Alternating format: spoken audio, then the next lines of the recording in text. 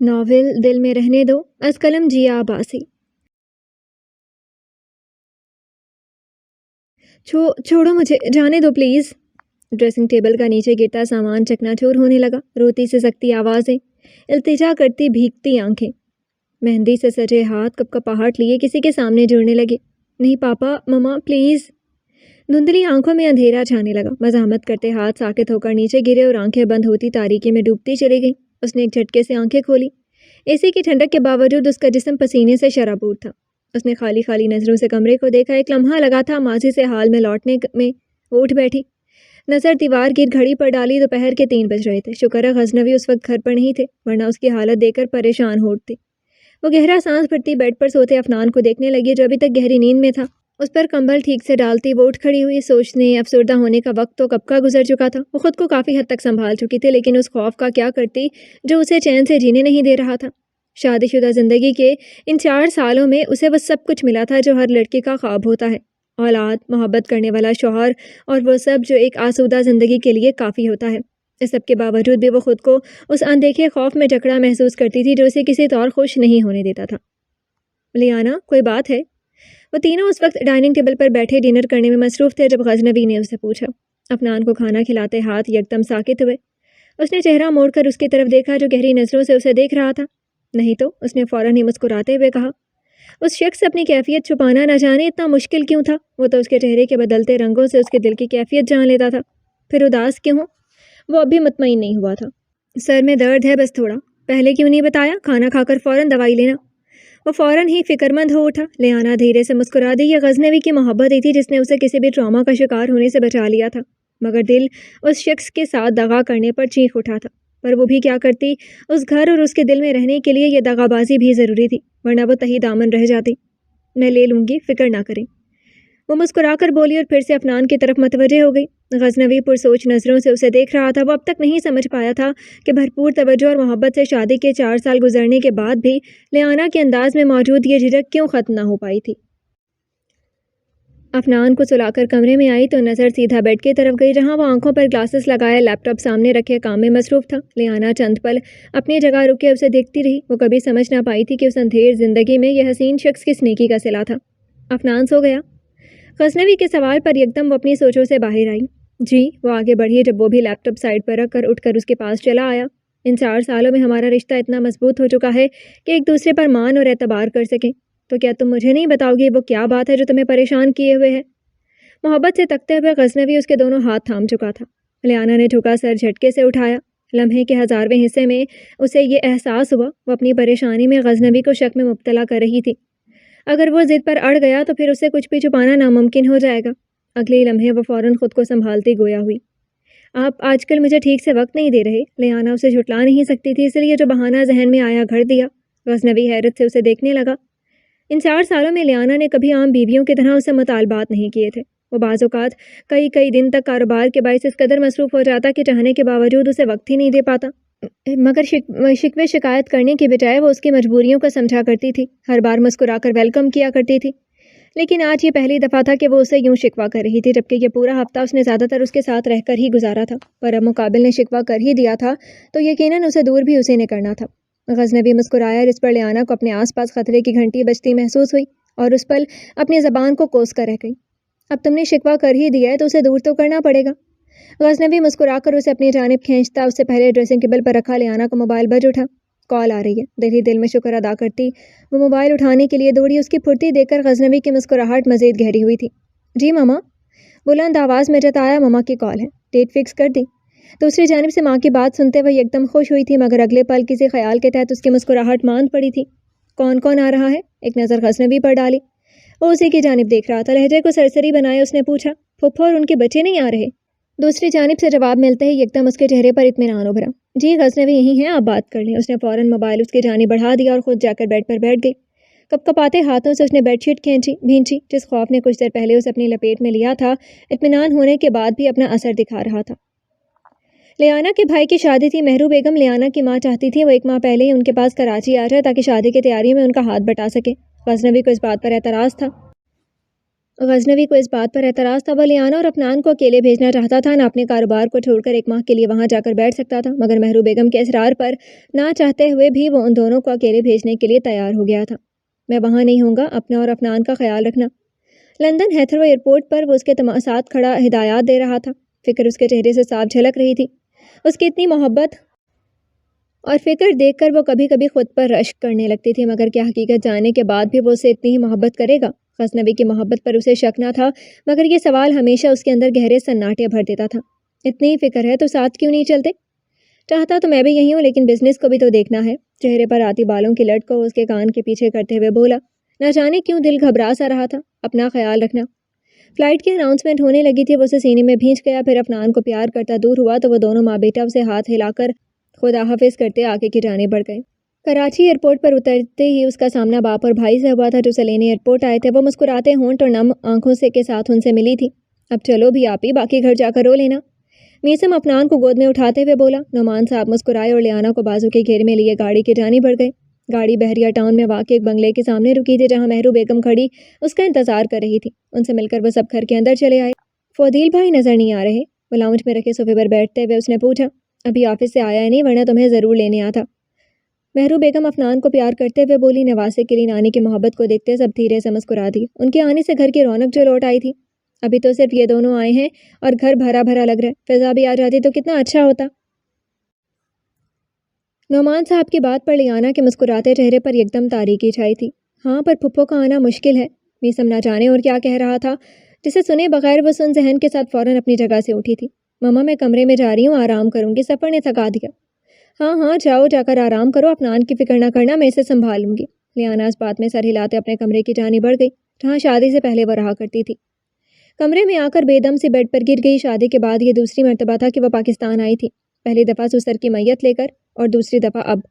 فودیل بھائی کی شادی نہ ہوتی تو وہ اب بھی نہ آتی، لیکن یہ سن کر کہ پھپھو اور ان کے بچے شادی میں شرکت نہیں کر رہے، وہ یہاں آنے سے خود کو روک نہیں پائی تھی۔ مگر اب نہ جانے کیوں یہاں آ کر اسے احساس ہو رہا تھا کہیں انجانے میں غلط فیصلہ تو نہیں کر بیٹھی تھی۔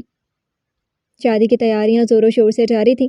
ایسے میں اسلام آباد میں مقیم دیبا خالہ کی دونوں بیٹیاں بھی لیانا کی آمد کا علم ہوتے ہی اگلے ہفتے کراچی چلی آئی تھیں۔ شادی سے پہلے بھی وہ ہر جگہ ایک ساتھ پائی جاتی تھی، پھر اب تو گھر کی شادی تھی، یہ موقع کیسے جانے دے سکتی تھی؟ ان کے آتے ہی گھر بھر میں خوشی کی لہر دوڑ گئی تھی۔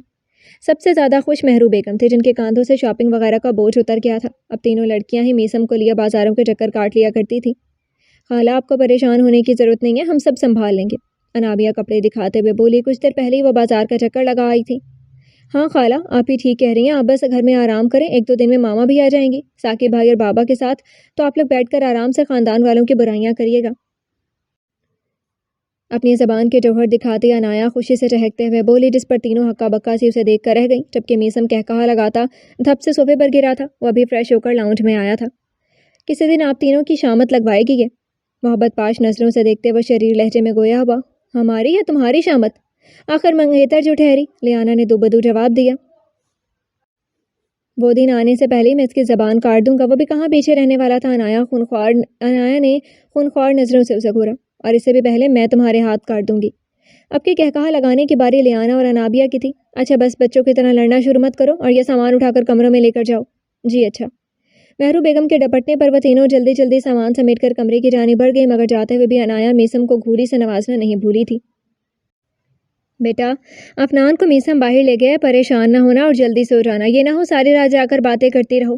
کھانے کے بعد وہ تینوں اس وقت کمرے میں بیٹھی باتوں میں مصروف تھی، جب مہرو بیگم آ کر افنان کی بابت بتانے لگی، ساتھ جلد سونے کی ہدایت بھی کر دی۔ جی مما افنان آ جائے پھر سوتے ہیں۔ آپ کے مجازی خدا کب آ رہے ہیں؟ مہرو بیگم کے جاتے ہی انایا نے سوال کیا۔ یہ مجازی خدا کیا ہوتا ہے؟ اس سے پہلے لیانا کوئی جواب دیتی انابیہ نے چڑھ کر سوال کر ڈالا۔ اف اتنا نہیں پتا، مجازی خدا مطلب شوہر؟ مجھے معلوم ہے تمہارے سارے مطلب، انابیہ نے تیزی سے اس کی بات کاٹی۔ لیکن عورت کے لیے اپنے خاوند کو مجازی خدا کہنا جائز نہیں ہے، کیونکہ خدا ترجمہ ہے واجب الوجود کا، اور واجب الوجود صرف ایک ہی ہے، اللہ تبارک و تعالیٰ کی ذات، جو کہ حقیقی خدا ہے۔ خدا میں کوئی مجاز نہیں ہے، یہی توحید کا تقاضا ہے۔ اسلام کی نظر میں مرد اور عورت دونوں انسان ہونے کی حیثیت سے برابر ہیں، عورت کسی بھی طرح کمتر یا حقیر نہیں ہے۔ اسلام نے خاندان کو ایک ادارے کے طور پر پیش کیا ہے اور شوہر اور بیوی اس کے ارکان ہیں۔ جس طرح کسی ادارے میں فرد کو منصب اس کی اہلیت کی بنا پر دیا جاتا ہے، اسی طرح خاندان میں شوہر اور بیوی کے فرائض ان کی جسمانی ساخت اور فطرت کی بنیاد پر طے کیے گئے ہیں۔ शौहर को घर का रखवाला या मुंतजिम तस्लीम किया गया। इस एतबार से वो औरत का निगरान और मुहाफ़िज़ और घर का सरबराह है।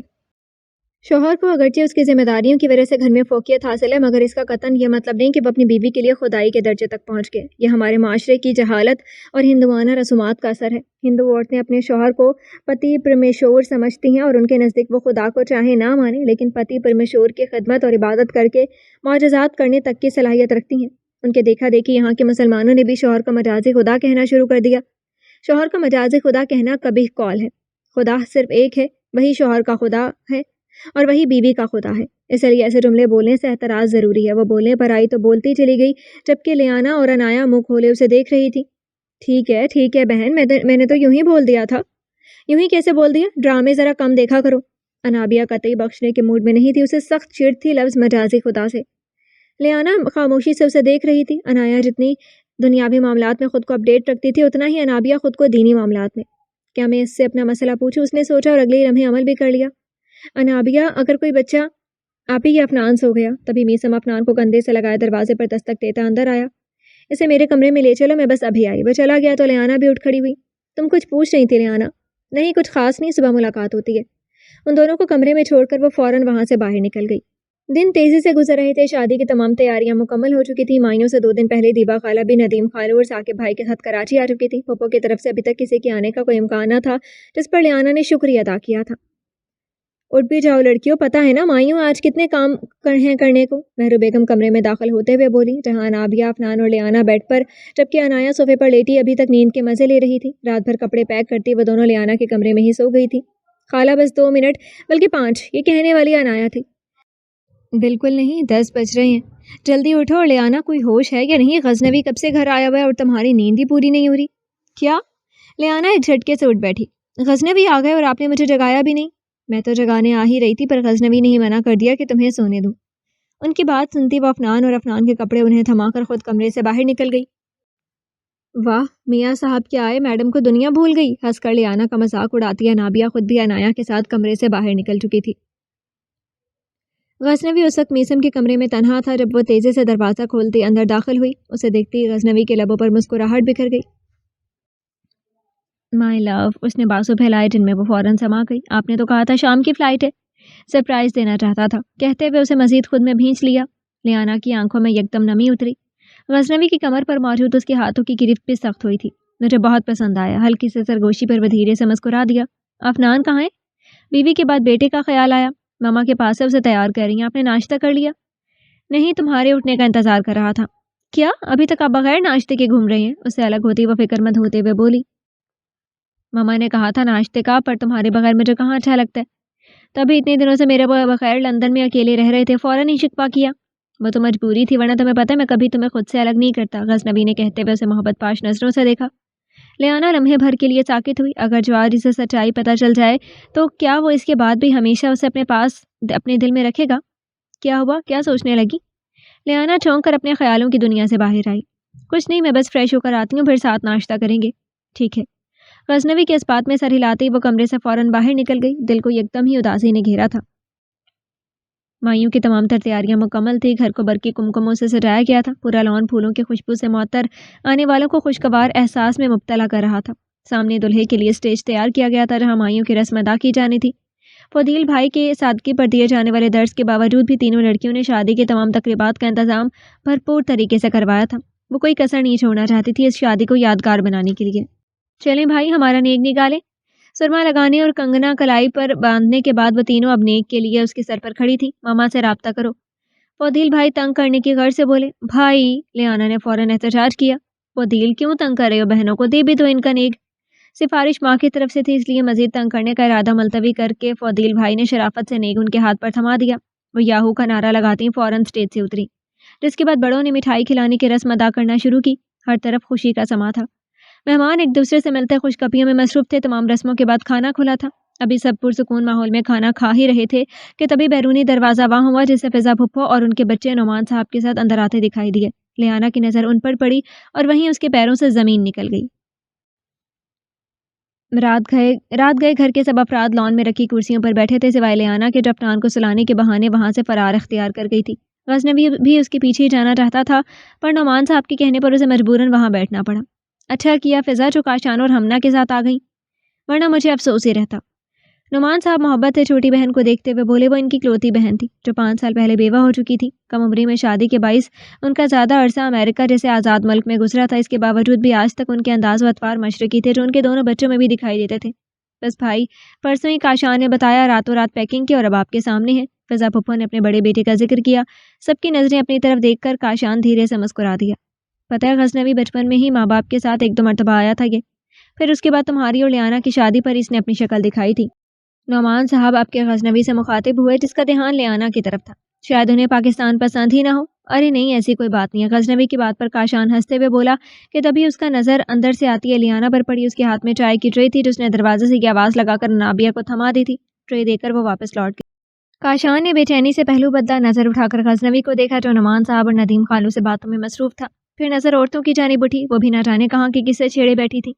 لڑکے لڑکیاں ایک دوسرے کی ٹانگ کھینچنے میں مصروف تھے۔ وہ موقع کا فائدہ اٹھا کر اپنی جگہ سے کھڑا ہوا اور اندر کی جانب بڑھ گیا۔ لاؤنج سے گزر کر وہ سیڑھیاں چڑھنے لگا کہ تبھی گیسٹ روم سے باہر آتے ثاقب بھائی کی نظر اس پر پڑی۔ کاشان ان کے پکار پر آگے بڑھتے قدم ساکت ہوئے اس نے پلٹ کر انہیں دیکھا۔ ثاقب بھائی رائٹ؟ اس نے ذہن پر زور ڈالا، پہلی اور آخری بار وہ لیانا کی شادی پر ان سے ملا تھا۔ ٹھیک پہچانا۔ آؤ بیٹھ کر باتیں کریں، ویسے کیا تم آرام کے لیے اندر آئے ہو؟ انہیں اچانک خیال آیا جیسے شاید سفر کی تھکن کے باعث وہ آرام کرنے کی غرض سے اندر آیا ہے۔ نہیں وہ مجھے واش روم جانا تھا۔ وہ اندر ہی اندر تل ملایا، اسے تو لگا تھا سب باہر موجود ہیں، تو میرے روم میں چلے جاؤ۔ آؤ پھر دونوں ساتھ ہی باہر چلتے ہیں۔ ثاقب بھائی کے کہنے پر خود ضبط کرتے اس بات میں سر ہلایا اور پھر ان کے ساتھ ہی کمرے میں چلا گیا۔ تھوڑی دیر بعد لان میں واپس آیا تو وہاں سبھی موجود تھے سوائے غزنوی کے جو اب یقیناً اپنے کمرے میں موجود لیانا کے ساتھ تھا۔ اس نے سختی سے مٹھیاں بھینچ لیں۔ آج بارات تھی، سب سے گھر میں ہلچل مچی تھی۔ غزنوی میں ناشتے سے فارغ ہو کر میثم اور ثاقب کے ساتھ کسی کام سے باہر چلا گیا تھا، جبکہ لیانا بے دل سے خود کو کاموں میں الجھائے ہوئی تھی۔ وہ جو کل تک چہکتی پھر رہی تھی اب ڈری سہمی ہوئی سی کسی کے سامنے جانے سے بھی کترا رہی تھی۔ وہ بس جلد سے جلد یہ شادی نپٹا کر واپس اپنی دنیا میں لوٹ جانا چاہتی تھی۔ لیانا ہاں کیا ہوا؟ وہ بری طرح چونکی۔ انابیہ نے الجھن بھری نظروں سے اسے دیکھا۔ تمہیں کیا ہوا اور سارا دودھ ابل گیا، تمہارا دھیان کدھر ہے؟ لیانا نے مڑ کر تیزی سے چولہا بند کیا اور سختی سے آنکھیں میچ لیں۔ خود کو سب سے چھپانے کی کوشش میں خود ہی آیا ہوتی جا رہی تھی۔ کیا ہوا ہے تمہیں؟ کچھ نہیں، بس کچھ طبیعت ٹھیک نہیں لگ رہی۔ کیا کہیں دوسرے مہمان کی آمد تو نہیں؟ انابیہ کی بات پر لیانا کا دل چاہا اپنا سر پھوڑ لے۔ نہیں بھائی ایسا کچھ نہیں ہے، بس سر درد کے ساتھ تھکن سی محسوس ہو رہی ہے۔ وہ بیزاری سے کہتی کہ جن سے باہر نکلی کہ تبھی اس کی نظر لاؤنج میں بیٹھے کاشان پر پڑی جو افنان کا ہاتھ تھامے اسے کچھ کہہ رہا تھا۔ اس نے زرد پڑتے چہرے سے افنان کو دیکھا۔ وہ تو اسے نعمان صاحب کے پاس چھوڑ کر گئی تھی، پر یہ کاشان کے ساتھ کیسے؟ افنان؟ لیانا کی چیخ پر انابیہ کے ساتھ کاشان نے بھی چہرہ موڑ کر حیرت سے اسے دیکھا۔ افنان فوراً بھاگ کر اس کے پاس آتا ٹانگوں سے لپٹ گیا۔ کاشان صوفے سے اٹھتا سنجیدہ نظروں سے اب ماں بیٹی کو دیکھ رہا تھا۔ افنان وہ بہو اپنی ماں کی شکل پر تھا، بس ٹھوڑی پر موجود گڑھا ماں پر تھا نہ باپ پر، لیکن ایسا گڑھا کسی کی ٹھوڑی پر تھا۔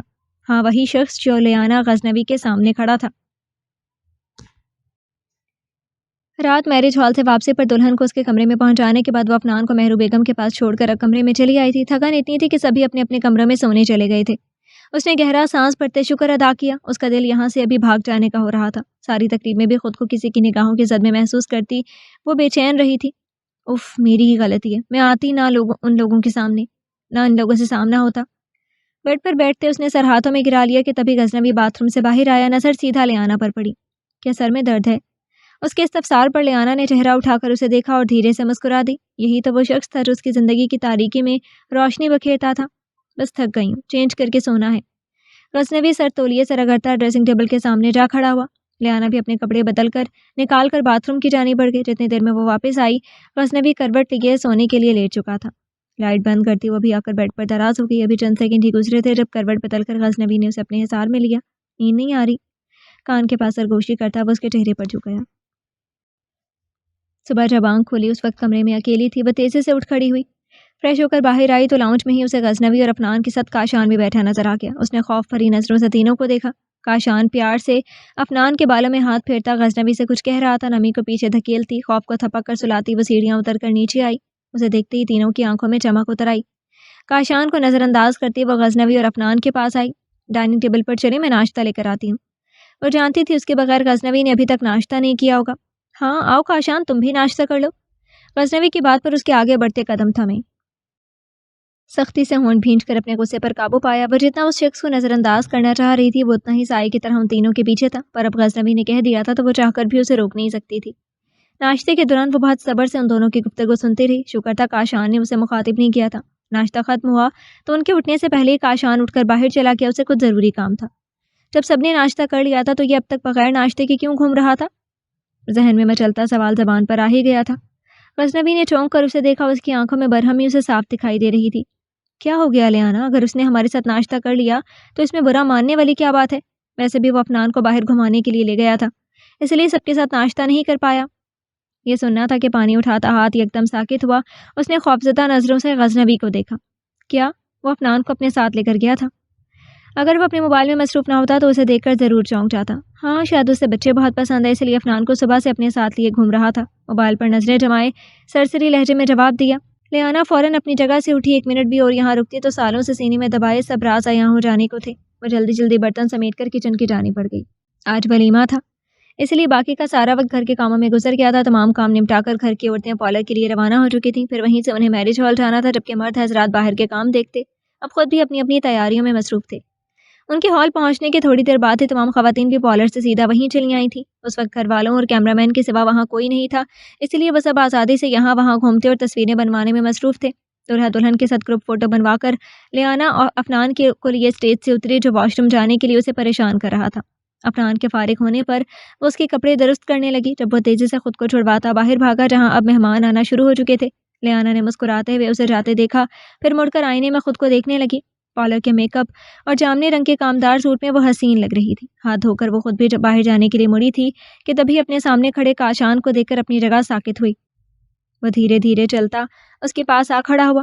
اس کی آنکھوں میں تیرتا خوف وہ بآسانی دیکھ سکتا تھا۔ کب تک چھپتی پھرو گی مجھ سے؟ لیانا کے ساکت وجود میں جنبش نہ ہوئی۔ ویسا ماننا پڑے گا کافی بہادر اور چالاک بھی۔ تمہاری جگہ کوئی اور ہوتا تو اب تک خودکشی کر چکا ہوتا۔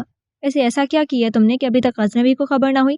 اس کی باتیں لیانا کو لگا وہ مزید یہاں کھڑی رہی تو فنا ہو جائے گی۔ اس نے اس کے پاس سے گزرنا چاہا مگر کاشان نے بازو پھیلا کر اس کی کوشش کو ناکام کیا۔ ویسے افنان ہماری محبت کی نشانی پورا کا پورا تم پر چلا گیا، یہ تو غلط بات ہے نا؟ مکروہ مسکراہٹ چہرے پر سجائے مزید گویا ہوا۔ بکواس بند کرو، وہ میرا اور غزنوی کا بیٹا ہے، سمجھے؟ اپنی ناپاک زبان سے اس کا نام مت لینا۔ وہ میری اور غزنوی کی جائز اولاد ہے۔ لیانا کے چہرے پر وحشت اترنے لگی، وہ یکدم چینخ اٹھی۔ پھر اس رات کا کیا جب میں اور تم محبت میں ایک دوسرے کے قریب؟ کہانا بکواس بند کرو۔ کون سی محبت؟ ریپ کیا تھا اس رات تم نے میرا۔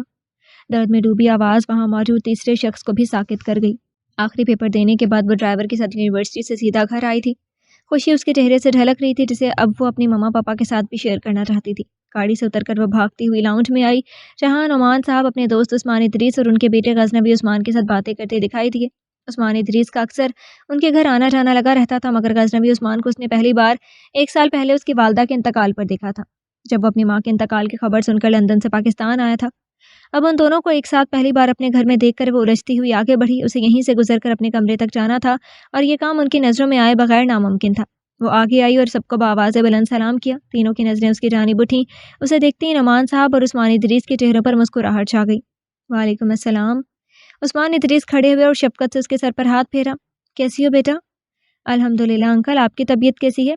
اللہ کا شکر، جب سے غزنوی آیا میں ایک بار پھر خود کو جوان محسوس کر رہا ہوں۔ عثمان ادریس محبت سے بیٹے کو دیکھتے ہوئے بولے جو سر جھکائے موبائل میں مصروف تھا۔ ان کی بات پر نعمان صاحب دھیرے سے مسکرا دیے۔ بیٹا مما سے کہو کھانا لگوا دیں۔ وہ جو کھڑی یہی سوچ رہی تھی کہ یہاں سے کیسے جائے۔ نعمان صاحب کے کہنے پر جی اچھا کہتی تیزی سے وہاں سے نکل گئی۔ پھر جتنی دیر وہ وہاں رہے لیانا ان کے سامنے نہ آئی۔ وہ چلے گئے تو نعمان صاحب نے مہرو بیگم کو مخاطب کیا جو مہمانوں کے جانے کے بعد سکون کا سانس لیتی ان کے برابر آ بیٹھی تھیں۔ عثمان نے غزنوی کے لیے لیانا کا ہاتھ مانگا ہے۔ وہ بغیر کسی تمہید کے بولے۔ واقعی؟ مہرو بیگم کا چہرہ خوشی سے کھل اٹھا۔ اتنا لائق بندہ ان کی بیٹی کا نصیب بننے والا تھا، انہیں اور کیا چاہیے تھا؟ ہاں، اور وہ شادی بھی جلدی کرنا چاہتا ہے۔ دراصل اب اس کی طبیعت ٹھیک نہیں رہتی، اس لیے چاہتا ہے کہ اپنی زندگی میں ہی غزنوی کا حق بستہ دیکھ لے۔ نعمان صاحب کی آنکھوں میں نمی جھلکنے لگی۔ دوست کی خراب طبیعت نے انہیں غمگین کر دیا تھا۔ بھابھی کے بعد سے وہ بہت بیمار رہنے لگے ہیں۔ ہاں، تم لیانا سے بات کر لینا، مجھے یقین ہے اسے بھی اس رشتے پر کوئی اعتراض نہیں ہوگا۔ ان کے کہنے پر مہرو بیگم اس بات میں سر ہلاتی وہاں سے اٹھ کر لیانا کے کمرے کی جانب بڑھ گئی۔ غزنوی عثمان کی ماں نہیں تھی جو اس کے لیے لڑکیاں تلاش کرتی، نہ ہی وہ خود آج تک کسی لڑکی کے چکر میں پڑا تھا، اس لیے مجبوراً یہ کام باپ کے ذمہ آ گیا تھا۔ وہ باپ تھے، ماں کی طرح بیٹے کے لیے چاند کا ٹکڑا تلاش کرنے جیسے تگدو نہیں کر سکتے تھے، اس لیے سیدھا نعمان صاحب کے پاس چلے آئے تھے۔ ویسے بھی لیانا ان کی نظروں کے سامنے پلی بڑھی تھی، اس کے اچھے اخلاق پر وہ شک کیسے کر سکتے تھے؟ عثمان ادریس دوست کے گھر سوالی بن کر آئے تھے، پھر نعمان صاحب کیسے انہیں خالی ہاتھ لوٹا دیتے؟ لیانا کے سامنے اس رشتے کا ذکر کیا تو اس نے فیصلے کا اختیار ماں باپ کو ہی سونپ دیا۔ ویسے بھی اس کے پاس انکار کا کوئی جواز ہی نہیں تھا۔ غزنوی ہر طرح سے بہترین انتخاب تھا۔ ان کی طرف سے مثبت جواب ملتے ہی دونوں گھروں میں شادی کا شور مچ اٹھا۔ وہ 2 بھائیوں کی اکلوتی بہن تھی، جبکہ غزنوی اپنے والد کا اکلوتا بیٹا، اس لیے ان کی شادی کا اہتمام بڑے پیمانے پر کیا گیا تھا۔ مائیوں سے 1 دن پہلے ان کا نکاح تھا۔ ایجاب و قبول کے بعد جب انہیں ایک دوسرے کے ہمراہ لا کر بٹھایا گیا تو دونوں کے کورے دل پہلی بار ایک ساتھ دھڑکنے لگے تھے۔ دونوں ہی اپنی کیفیت کو لے کر کشمکش کا شکار تھے کہ رشتہ بڑوں نے جوڑا تھا، پھر یہ دل کیوں جوڑنے لگے تھے؟ اس رات پہلی بار غزنوی نے اسے کال کی تھی، جسے دھڑکتے دل کے ساتھ ریسیو کر لیا گیا تھا۔ مائیوں والے دن کی صبح ہی فضا پھپھو اپنے بڑے بیٹے کاشان اور چھوٹی بیٹی حملہ کے ساتھ پاکستان چلی آئی تھی۔ کاشان پہلی بار یہاں آیا تھا، اس لیے سب کی توجہ کا مرکز بنا ہوا تھا، جو اسے الجھن میں مبتلا کر رہا تھا۔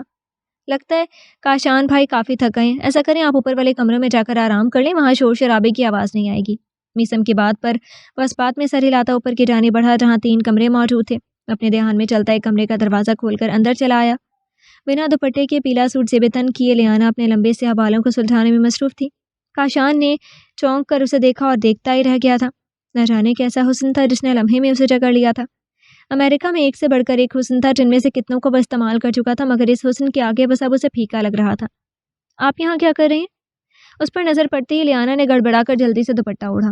وہ میسم نے مجھے کہا تھا اوپر کمرے میں جا کر آرام کر لوں۔ اپنی بے باک نظریں اس پر گاڑے ہی جواب دیا۔ آپ دوسرے کمرے میں چلے جائیں، یہ میرے استعمال میں ہے۔ لیانا کی بات پر بس بات میں سر ہلاتا کمرے سے باہر نکل آیا۔ کیا کر رہا ہے؟ اچھا بھلا شریف آدمی کا امیج بنا ہوا ہے، یہاں خود پر قابو رکھ۔ خود کو سرزنش کرتا وہ دوسرے کمرے کی جانب بڑھ گیا۔ اسے 3 دن کا مائیہ بٹھایا گیا تھا۔ تقریب کے دوران وہ خود کو مسلسل کسی کے پرتپش نگاہوں کے صدمے محسوس کیے بے چین ہو رہی تھی۔ اس نے کئی بار نظر اٹھا کر دیکھا، مگر اتنے لوگوں کی نگاہوں کے بیچ اسے ایک نگاہ کو پکڑنا ناممکن تھا۔ تقریب ختم ہوئی تو اسے کمرے میں لے آئے، جہاں آ کر اس نے سکھ کا سانس لیا تھا۔ ابھی وہ سر سے دوپٹہ اتار کر بیٹھی ہی تھی کہ غزنوی کی کال آ گئی۔ تم نے پک نہیں بھیجی مجھے؟ اس کے ہیلو کے جواب میں فوراً شکوہ آیا۔ لیانا دھیرے سے مسکرا دی۔ چاہے جانے کا یہ انوکھا احساس اسے 7ویں آسمان پر بٹھائے ہوئے تھا۔ ماما نے کہا ہے اب 3 دن تک آپ سے مکمل پردہ کرنا ہے۔ لیانا کے جواب پر وہ تب ہی اٹھا۔ یہ کیا بات ہوئی؟ نکاح ہو گیا ہمارا؟ رخصتی تو نہیں ہوئی نا، کہتے ہوئے وہ بیڈ پر لیٹی اور تکیے کو زور سے بھینچ لیا۔ ایک خوبصورت مسکراہٹ مسلسل اس کے لبوں کا احاطہ کیے ہوئے تھی۔ کہو تو آج ہی کروا لوں؟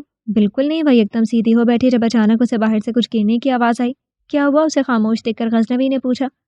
لگتا باہر کوئی ہے، میں آپ سے بعد میں بات کرتی ہوں، کہتے ساتھ ہی اس نے کال کٹ کی اور اٹھ کر دروازے کی جانب بڑھی۔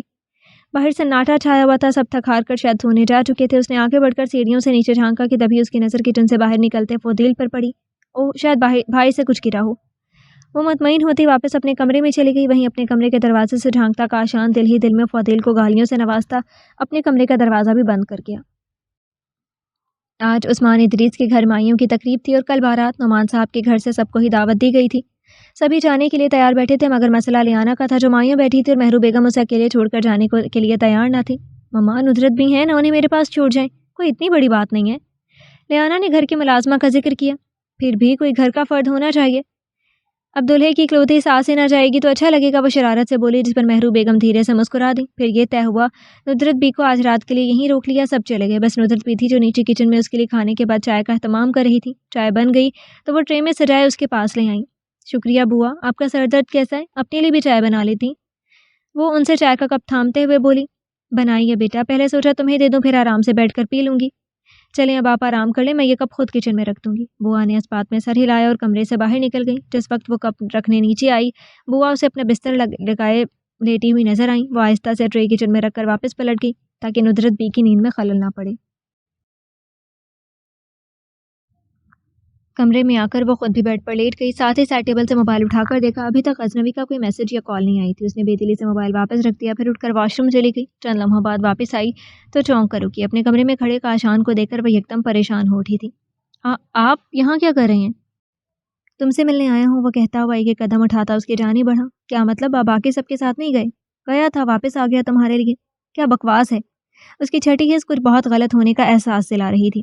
آگے کیوں آ رہے ہیں؟ وہیں رک جائیں۔ ندرت کاشان تیزی سے آگے بڑھتا اس کے منہ پر ہاتھ رکھ گیا۔ ان کی چائے میں نیند کی گولی ملا دی تھی تاکہ ہمیں ڈسٹرب نہ کریں۔ वो मुस्कुराहट चेहरे पर सजाए वो उस पर झुका था कि तभी लियाना उसे धक्का देती पीछे हटी। काशान भाई प्लीज़ जाने दे, मैं किसी को कुछ नहीं बताऊंगी, वो कहते हुए दरवाजे की जानी बढ़ने लगी जब काशान ने बाजू से पकड़कर उसे अपने सामने किया। इतनी मुश्किल से तो मौका हाथ आया, मैं छोड़ दूँ? मुझे तो तुम्हारे हुस्न ने जकड़ लिया है। मम्मा पापा कोई है, बचाओ मुझे। भाई, वो चिल्लाई पर कौन था वहाँ जो उसकी फरियाद सुनता। छोड़ो मुझे, जाने दो प्लीज़। ड्रेसिंग टेबल का नीचे गिरता सामान चकनाचूर होने लगा। रोती से सकती आवाज़ें, इल्तिजा करती भीगती आंखें, मेहंदी से सजे हाथ कपकपाहट लिए किसी के सामने जुड़ने लगी। नहीं पापा, मम्मा प्लीज़ बचाओ। धुंधली आंखों में अंधेरा छाने लगा। मज़ाहमत करते हाथ साकित होकर नीचे गिरे और आंखें बंद होती तारीकी में डूबती चली गई। नज़रों को संभालते, दिल को भुलाते उसने पूरी कोशिश की थी लियाना को नज़रअंदाज करने की। वो उसके मामू की बेटी थी, मगर कब तक? नफ्स की गुलामी ऐसी थी कि उसे घुटने टेकने पर मजबूर कर गई थी। अपने ही घर में नकब लगाने, मासूम को रौंदने के बाद वो उस भयानक रात के सारे सबूत मिटाकर, लियाना को अच्छी तरह धमकाकर, माँ को ज़रूरी काम का बहाना लगाकर घर से क्या पाकिस्तान से बाहर चला गया था, वापस अपने मुल्क अमेरिका, ये सोचे बगैर कि अब वो मासूम कैसे अपनी ज़िंदगी बसर करेगी भी कि नहीं। उधर लियाना सब कुछ हार कर अब किससे शिकवा करती। दिल मातम का ना था, लब सिले हुए। आज बारात थी, घर मेहमानों से भरा पड़ा था। ऐसे में चीख चिल्ला कर खुद पर गुजरी बताकर वो अपना और अपने माँ बाप और भाइयों का तमाशा नहीं लगा सकती थी। माँ बाप भाइयों की खातिर खुद को बिखरने से बचाती वो जब्त का दामन थाम गई। फिर बाकी के मराहल कैसे तय पाए उसे इल्म ही ना रहा। वो रुखसत होकर गजनवी उस्मान के घर चली आई थी। खूबसूरती से सटे बेड पर बैठी वो जानती थी सुबह होती उसे यहाँ से धुतकार कर वापस लौटा दिया जाएगा। जो जिल्लत उसके मुकद्दर का हिस्सा बन चुकी थी, उससे चाहकर भी वो पीछा नहीं छुड़ा सकती थी। धीरे धीरे वक्त गुजरता रहा, थमता रहा और रात गुजर गई। ये रात भी उसकी ज़िंदगी में आई और बगैर कोई नरम जज्बा दिल में जगाए सुबह में बदल गई। जो खुशनुमा ख्वाब उसकी आंखों में थे, उनकी जगह खौफ ने ले ली, पर जल्द ही वो खौफ हैरत में बदल गया जब गजनवी ने उठकर मोहब्बत से उसे खुद में समेट लिया। Good morning. लियाना ने ड्रेसिंग टेबल के आईने में नजर आते उसके अक्स को देखा जो चेहरे पर दिल फरेब मुस्कुराहट सजाए उसे अपने हिसार में ले चुका था। लियाना ने नजरें झुका ली। उस लम्हे उन मोहब्बत लुटाती निगाहों में देखना उसे दुनिया का मुश्किल तरीन मरहला लगा। अब ऐसे शर्माऊंगी तो कैसे चलेगा। लियाना की नजरें चुराने को गजनवी ने उसकी अदा जाना, फिर धीरे से उसका रुख अपनी जानिब किया। मेरी तरफ देखो। खुद पर जब्त करते लियाना ने ररसती पलकों की झालर उठाई, निगाहें मिली और वह झुककर उसकी पेशानी पर मोहर मोहब्बत जब्त कर गया। न जाने अल्लाह ने उसका पर्दा रखा था या गजनवी ही दरगुजर कर गया। लियाना ने जानने की कोशिश न की। वो चुप था तो उसने भी चुप साथ ली थी। चंद दिन यहाँ गुजारने के बाद गजनवी लियाना और उस्मान इदरीस के साथ लंदन रवाना हो गया, जहाँ 9 माह बाद अफनान हुआ था और उसके 5 माह बाद उस्मान इदरीस का इंतकाल, जिनकी मैयत को उनकी आखिरी ख्वाहिश पर पाकिस्तान लाकर दफनाया गया था। वो आंखों में नफरत लिए सामने खड़े शख्स को देख रही थी जिसने उसकी ज़िंदगी को खौफ और अंदेशों की नज़र कर दिया। हर वक्त यही धड़का लगा रहता था, कुछ गलत हो जाएगा, उसकी मोहब्बत का ये आशियाना बिखर जाएगा। अब क्या चाहिए तुम्हें? क्यों वापस आए हो? तो मेरी ज़िंदगी बर्बाद कर रखी, भी सुकून नहीं मिला जो फिर जहर घोलने चले आए। लियाना बेबसी से रोती हुई बोली, सच कहूँ तो तुम्हें यकीन नहीं आएगा, पर मेरा इरादा तो नहीं था तुम्हें तंग करने का, पर जब से अफनान को देखा है, कहो ना नाम मत लो मेरे बेटे का, वो मेरा और गजनवी का बेटा है। वो चिल्लाई। काशान कदम बढ़ाता उसके करीब, मजीद करीब आया और इंतहाई सख्त लहजे में गोया हुआ, 1-2 दिन में DNA की रिपोर्ट से आती पता चल जाएगा। अगर वह तुम्हारा और गजनवी का बेटा हुआ तो मैं खामोशी से वापस चला जाऊंगा। और रुका, ठोड़ी खुजाते उसकी आंखों में झांका जो बेयकीनी से उसे देख रही थी। तो वो उसे इसलिए अफनान को लिए बाहर गया था, और अगर ऐसा नहीं हुआ तो मुझे मेरा बेटा चाहिए। तुम? इससे पहले वो कुछ कहती उनकी तवज्जो मोबाइल की बजती रिंग टोन ने खींची। चौंक कर दरवाजे की जानिब देखा, जहाँ खड़ा गजनवी आंखों में खून लिए उन्हें देख रहा था। लियाना की आंखों में खौफ और हिरास उतरने लगा, उसे अपनी ज़िंदगी तबाह होती नजर आ रही थी। गजनवी मोबाइल निकाल कर कॉल काटता एक आखिरी कड़ी निगाह उन पर डालकर वापस पलट गया, लेकिन उस एक नज़र ने लियाना पर वाज़े कर दिया कि अब तक वो लाइम था। जो पर्दा अल्लाह ने रखा था वो आज चाक हो गया था। काशान को वहीं छोड़ती वो तेज़ी से उसके पीछे भागी। गजनवी, मेरी बात सुने गजनवी। वो रुका, पलटा और बर्फ जैसे ठंडे लहजे में गोया हुआ, घर जाकर सामान बांध लेना, हम वापस जा रहे हैं। अल्फाज सादा थे मगर लहजा वो हरगिज सादा ना था। वो चला गया। लियाना जहाँ खड़ी थी वहीं खड़ी रह गई। गजनवी खामोश था तो लियाना ने भी सबकी मौजूदगी में बात करना मुनासिब नहीं समझा। वो नहीं चाहती थी सबके सामने उसकी ज़िंदगी का तमाशा लगे। खराकर उसने सामान समेटा। उन्हें सुबह 7 बजे की फ़्लाइट मिली थी। घर वालों को ज़रूरी काम का कहते हुए लंदन के लिए रवाना हो गए थे। फ़्लाइट के दौरान भी गजनवी खामोश था। लियाना ने एक बेबस नज़र उस पर डाली। वह शुक्रगुजार भी थी कि गजनवी ने उसके घर वालों के सामने कोई तमाशा नहीं किया, बल्कि वहाँ छोड़ने की बजाय अपने साथ ही लंदन वापस ले जा रहा था। वहाँ जाकर वो उसके साथ कैसा रवैया रवा रखता वो नहीं जानती थी, पर अब तक जो उसका रवैया था वो उस पर एहसानमंद ज़रूर थी। घर पहुँच कर भी ये खामोशी यूं ही बरकरार रही और शायद यूं ही बरकरार रहती अगर लियाना उससे बात करने स्टडी रूम में ना जाती।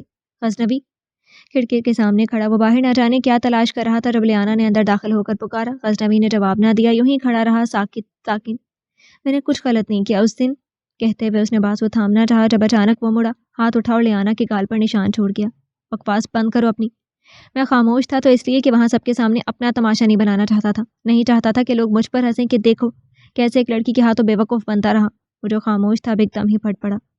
لیانا سن نگاہوں سے اسے دیکھ رہی تھی۔ مجھے یقین نہیں آ رہا، کتنی آسانی سے تم میری آنکھوں میں دھول جھونکتی رہی اور میں بیوقوف۔ اس نے لیانا کا چہرہ اپنی سخت گرفت میں لیا۔ تمہیں کیا لگا تھا میں وہاں تمہیں چھوڑ دوں گا اور تم آرام سے اپنی عاشق کے ساتھ رہو گی؟ کبھی نہیں، اتنی آسانی سے بخشنے والا نہیں میں۔ غزنوی نے ایک جھٹکے سے اسے چھوڑا، وہ فرش پر جا گری، بالکل ویسے ہی جب حقیقت جاننے کے بعد غزنوی کی نظروں سے گری تھی۔ میں نے کچھ نہیں کیا، وہ روتے ہوئے بار بار یہی دہرائے جا رہی تھی۔ دفع ہو جاؤ یہاں سے۔ لیانا نہیں اٹھی، غزنوی دیکھتا رہا، پھر زور سے کرسی پر لات مارتا اسٹڈی سے کیا گھر سے ہی باہر نکل گیا۔ وہ جو کبھی محبت کرنے والا شوہر تھا اب اجنبی مرد بن گیا تھا، جو پہلے جان چھڑکنے والا باپ تھا اب دیکھتے ہی نظر پھیر لیتا تھا۔ لیانا نے ایک دو بار بات کرنے کی کوشش کی پر وہ کچھ سننے کے لیے تیار ہی نہیں تھا۔ صبح جلدی چلا جاتا، رات دیر سے گھر آتا، گھر ہوتا تو اسٹڈی میں بند رہتا۔ زندگی عجیب ڈگر پر چلنے لگی تھی۔ لیانا ہر طرح سے کوشش کر چکی تھی مگر اس کے مخاطب کرنے پر وہ جن نظروں سے اسے دیکھتا وہ اسے اس کی اپنی نظروں میں گرا دیتی۔ الفاظ دم توڑ جاتے، زبان ساتھ نہ دیتی، وہ مجرم نہ ہو کے بھی مجرم بن جاتی۔ زندگی مشکل سے مشکل تر ہوتی گئی مگر قیامت تو تب ٹوٹی جب تیسرے دن اجنبی نمبر کی جانب سے واٹس ایپ نوٹیفیکیشن موصول ہوئی۔ اس نے چیک کیا تو سامنے ڈی این اے کی ٹیسٹ رپورٹ تھی جو رزلٹ پازیٹیو بتا رہی تھی۔ ایک شخص جو ہر وقت بے چین کیے رکھتا تھا وہ حقیقت کا روپ لیے سامنے تھا۔ وہ پتھرائی آنکھوں سے دیکھتی رہی کہ تبھی ایک اور نوٹیفیکیشن موصول ہوئی۔ اسے اجنبی نمبر سے میسج تھا، رپورٹس اچھے سے دیکھ لو، تمہارے شوہر کو بھی بھیجتی ہیں، جلد اپنا بیٹا لینے آؤں گا، تیار رہنا۔ اس نے بے اختیار منہ پر ہاتھ رکھ کر اپنی چینخ کا گلا گھونٹا۔ یہ کیسا شخص تھا وہ سمجھ نہ پائی۔ اللہ، وہ روتی ہوئی فرش پر گری، چہرہ جھکا، آنسو بہنے لگے۔ اللہ، میں گھر پر تھی، پھر کیوں میرے نصیب میں ذلت دکھتی گئی؟ کیوں مجھے ذلیل ہونے کے لیے چھوڑ دیا گیا؟ اللہ، میں مر کیوں نہیں گئی؟ میں مر کیوں نہیں جاتی؟ وہ جو کچھ دیر پہلے سکون کی خاطر قرآن کی تلاوت کر رہی تھی اور بہت سی منفی سوچوں کے زد میں وہ اپنے رب سے شکوہ کناتی، اسے لمحے وہ بھول گئی کہ قرآن بار بار کہتا ہے نا امید نہ ہو، کمزور نہ پڑو، غمگین نہ ہو۔ وہ غصے سے بھرا گھر لوٹا تھا، نظر جس کی تلاش میں بھٹکی وہ اسے کچن میں ہی کھڑی مل گئی تھی۔ لیانا ارد گرد سے بے پرواہ رات کے کھانے کی تیاری میں مصروف تھی جب وہ اس کے سر پر پہنچ کر دھاڑا۔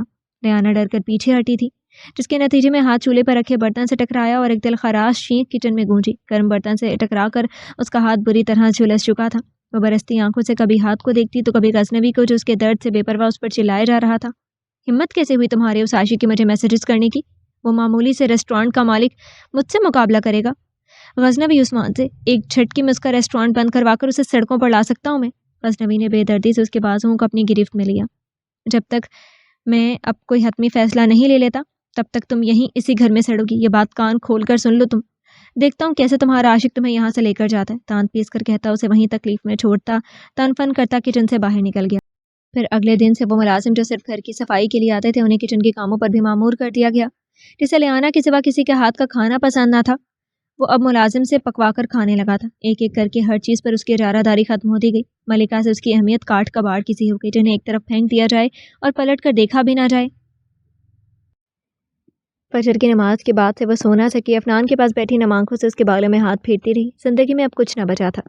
کل رات اسٹڈی کے دروازے کے باہر سے سنی جانے والے غزنوی کی گفتگو اس کی دنیا تباہ کرنے کے لیے کافی تھی۔ وہ رات فون پر اپنے وکیل سے کہہ رہا تھا کہ مجھے جلد از جلد پیپرز تیار چاہیے اب، اور اس معاملے کو لٹکانا نہیں چاہتا بلکہ جتنی جلدی ہو سکے اس مصیبت سے جان چھڑوانی ہے۔ لیانا کی آخری امید بھی دم توڑ گئی، بچی کچی ہمت بھی جواب دے گئی۔ وہ اسے چھوڑ رہا تھا، اب زندہ رہنے کا آخری جواز ہی کیا رہ گیا تھا۔ دوسری طرف کاشان مسلسل اسے میسیجز کر رہا تھا، پرسوں کی فلائٹ سے آ رہا ہوں افنان کو لینے۔ لیانا بے یقینی سے میسیجز کو دیکھتی رہی، بار بار پڑھتی رہی۔ وہ ایک برا انسان صحیح پر شاید ایک ذمہ دار باپ تھا جو اپنا فرض نبھانا جانتا تھا۔ اس سمے لیانا کو یہی لگا تھا۔ وہ بیڈ سے اٹھی، سائڈ ٹیبل سے پین اور پیپر نکال کر صوفے پر جا بیٹھی۔ وہ اب قلم کو گھسیٹ کر صفحے کو رنگ رہی تھی اور جو کچھ دل میں تھا لکھ رہی تھی۔ وہ آخری بات، آخری خواہش، آخری درد، آخری تکلیف لکھ کر ختم کر رہی تھی۔ دوپہر کا وقت تھا، وہ اپنے آفس میں بیٹھا فائل کی ورک گردانی کر رہا تھا۔ 15 منٹ بعد اس کی ضروری میٹنگ تھی۔ وہ مصروف سا فائل پر نظر دوڑا ہی رہا تھا کہ تبھی گھر کے نمبر سے موبائل پر کال آنے لگی۔ اس نے حیرت سے نمبر دیکھا اور کال ریسیو کی۔ ہیلو۔ اس کے ہیلو کے جواب میں آگے سے ملنے والی خبر نے اس کے پیروں تلے سے زمین کھینچ لی۔ وہ فوراً اپنی چیئر سے اٹھا اور کوٹ اٹھا کر دروازے کو دھکیلتا تیزی سے باہر کی جانب بھاگا۔ اپنے باس کو یوں پہلی دفعہ بدحواسی میں بھاگتے دیکھ رہے تھے، کس سے ٹکرا رہا تھا، کون سامنے آ رہا تھا، کچھ ہوش نہ تھا۔ اسے باہر نکلتا دیکھ کر ڈرائیور نے کار کا دروازہ کھولا، مگر وہ بجائے پیچھے بیٹھنے کے گھوم کر ڈرائیونگ سیٹ پر آیا۔ گاڑی سٹارٹ کی، ڈرائیور تیزی سے پیچھے ہٹا۔ غزنوی گاڑی بھگاتا فوراً وہاں سے نکل گیا۔ سر، میم نے نیند کی گولیاں کھا لیا، اٹھ نہیں رہی۔ میں نے ایمبولینس کو کال کر دیا، آپ بھی ہسپتال پہنچ جائیں۔ اس کے کانوں میں بار بار ملازمہ کی آواز گونج رہی تھی۔ اس نے سپیڈ مزید تیز کر دی۔ وہ انتہائی تیز رفتاری سے سڑکوں پر گاڑی دوڑا رہا تھا، وہ جو کبھی نہیں کرتا تھا اب کر رہا تھا۔ 20 منٹ کا راستہ 10 منٹ میں طے کرتا وہ ہسپتال کے سامنے جا رکا تھا۔ تیزی سے گاڑی کا دروازہ کھول کر بھاگتا ہوا اندر داخل ہوا۔ ریسیپشن سے لیانا کی بابت معلومات لیتا وہ لفٹ کا انتظار کیے بغیر ہی تیزی سے سیڑھیاں چڑھتا سیکنڈ فلور پر آیا۔ سامنے کوریڈور میں ہی اسے روتا ہوا عفنان اور اس کو سنبھالتے ملازمہ نظر آ گئے۔ وہ تیز تیز قدم اٹھاتا ان کے پاس آنے لگا۔ عفنان کی نظر اس پر پڑی، وہ ملازمہ سے ہاتھ چھڑوا کر دوڑتا وہ اس کی ٹانگوں سے جا لپٹا۔ غزنوی نے جھک کر اسے گود میں اٹھا لیا۔ اس لمحے وہ گزری ہر بات فراموش کر چکا تھا۔ یاد تھا تو بس وہ وجود جو اس وقت زندگی اور موت کی جنگ لڑ رہا تھا۔ وہ دھیرے دھیرے قدم اٹھاتا ملازمہ تک پہنچا۔ وہ ہاتھ میں کاغذ تھامے کھڑی تھی۔ اس کے قریب آنے پر وہ کاغذ غزنوی کی طرف بڑھا دیا۔ بے ہوشی کے وقت میم کے ہاتھ میں تھا۔ غزنوی نے خاموشی سے تھام لیا۔ وہ اب سر جھکائے اس سفید کاغذ کو دیکھ رہا تھا۔ کھول کر پڑھنے کی ہمت اس میں مفقود تھی۔ وہ عفنان کو لیے وہیں بینچ پر بیٹھ گیا جو اس کی گود میں آنے کے بعد رونا بند کر چکا تھا۔ ہر گزرتا لمحہ اس کی اپنی سانسیں روک رہا تھا۔ اس نے بے بسی سے آنکھیں میچ لیں۔ چند لمحے مزید سرکی کہ آپریشن تھیٹر کی لائٹ بند ہوئی اور ڈاکٹر دروازہ دھکیلتے باہر آئے۔ ڈاکٹر، میری وائف۔ غزنوی اٹھ کر ان کے پاس آیا۔ وہ اب خطرے سے باہر ہیں، پر ہمیں افسوس ہے ہم بچے کو نہیں بچا سکے۔ ڈاکٹر اسے پیشہ ورانہ لہجے میں معذرت کرتے آگے کی طرف جانب بڑھ گئے تھے، جبکہ غزنوی ساکت کھڑا پتھرائی آنکھوں سے بند دروازے کو دیکھ رہا تھا۔ ڈاکٹر کے لفظوں کی باز گشت اسے اپنے آس پاس سنائی دے رہی تھی۔ ہسپتال کے پرائیویٹ روم میں اس وقت خاموشی کا راز تھا۔ غزنوی خاموشی سے کونے میں رکھی کرسی پر بیٹھا بے تاثر نظروں سے اسے دیکھ رہا تھا۔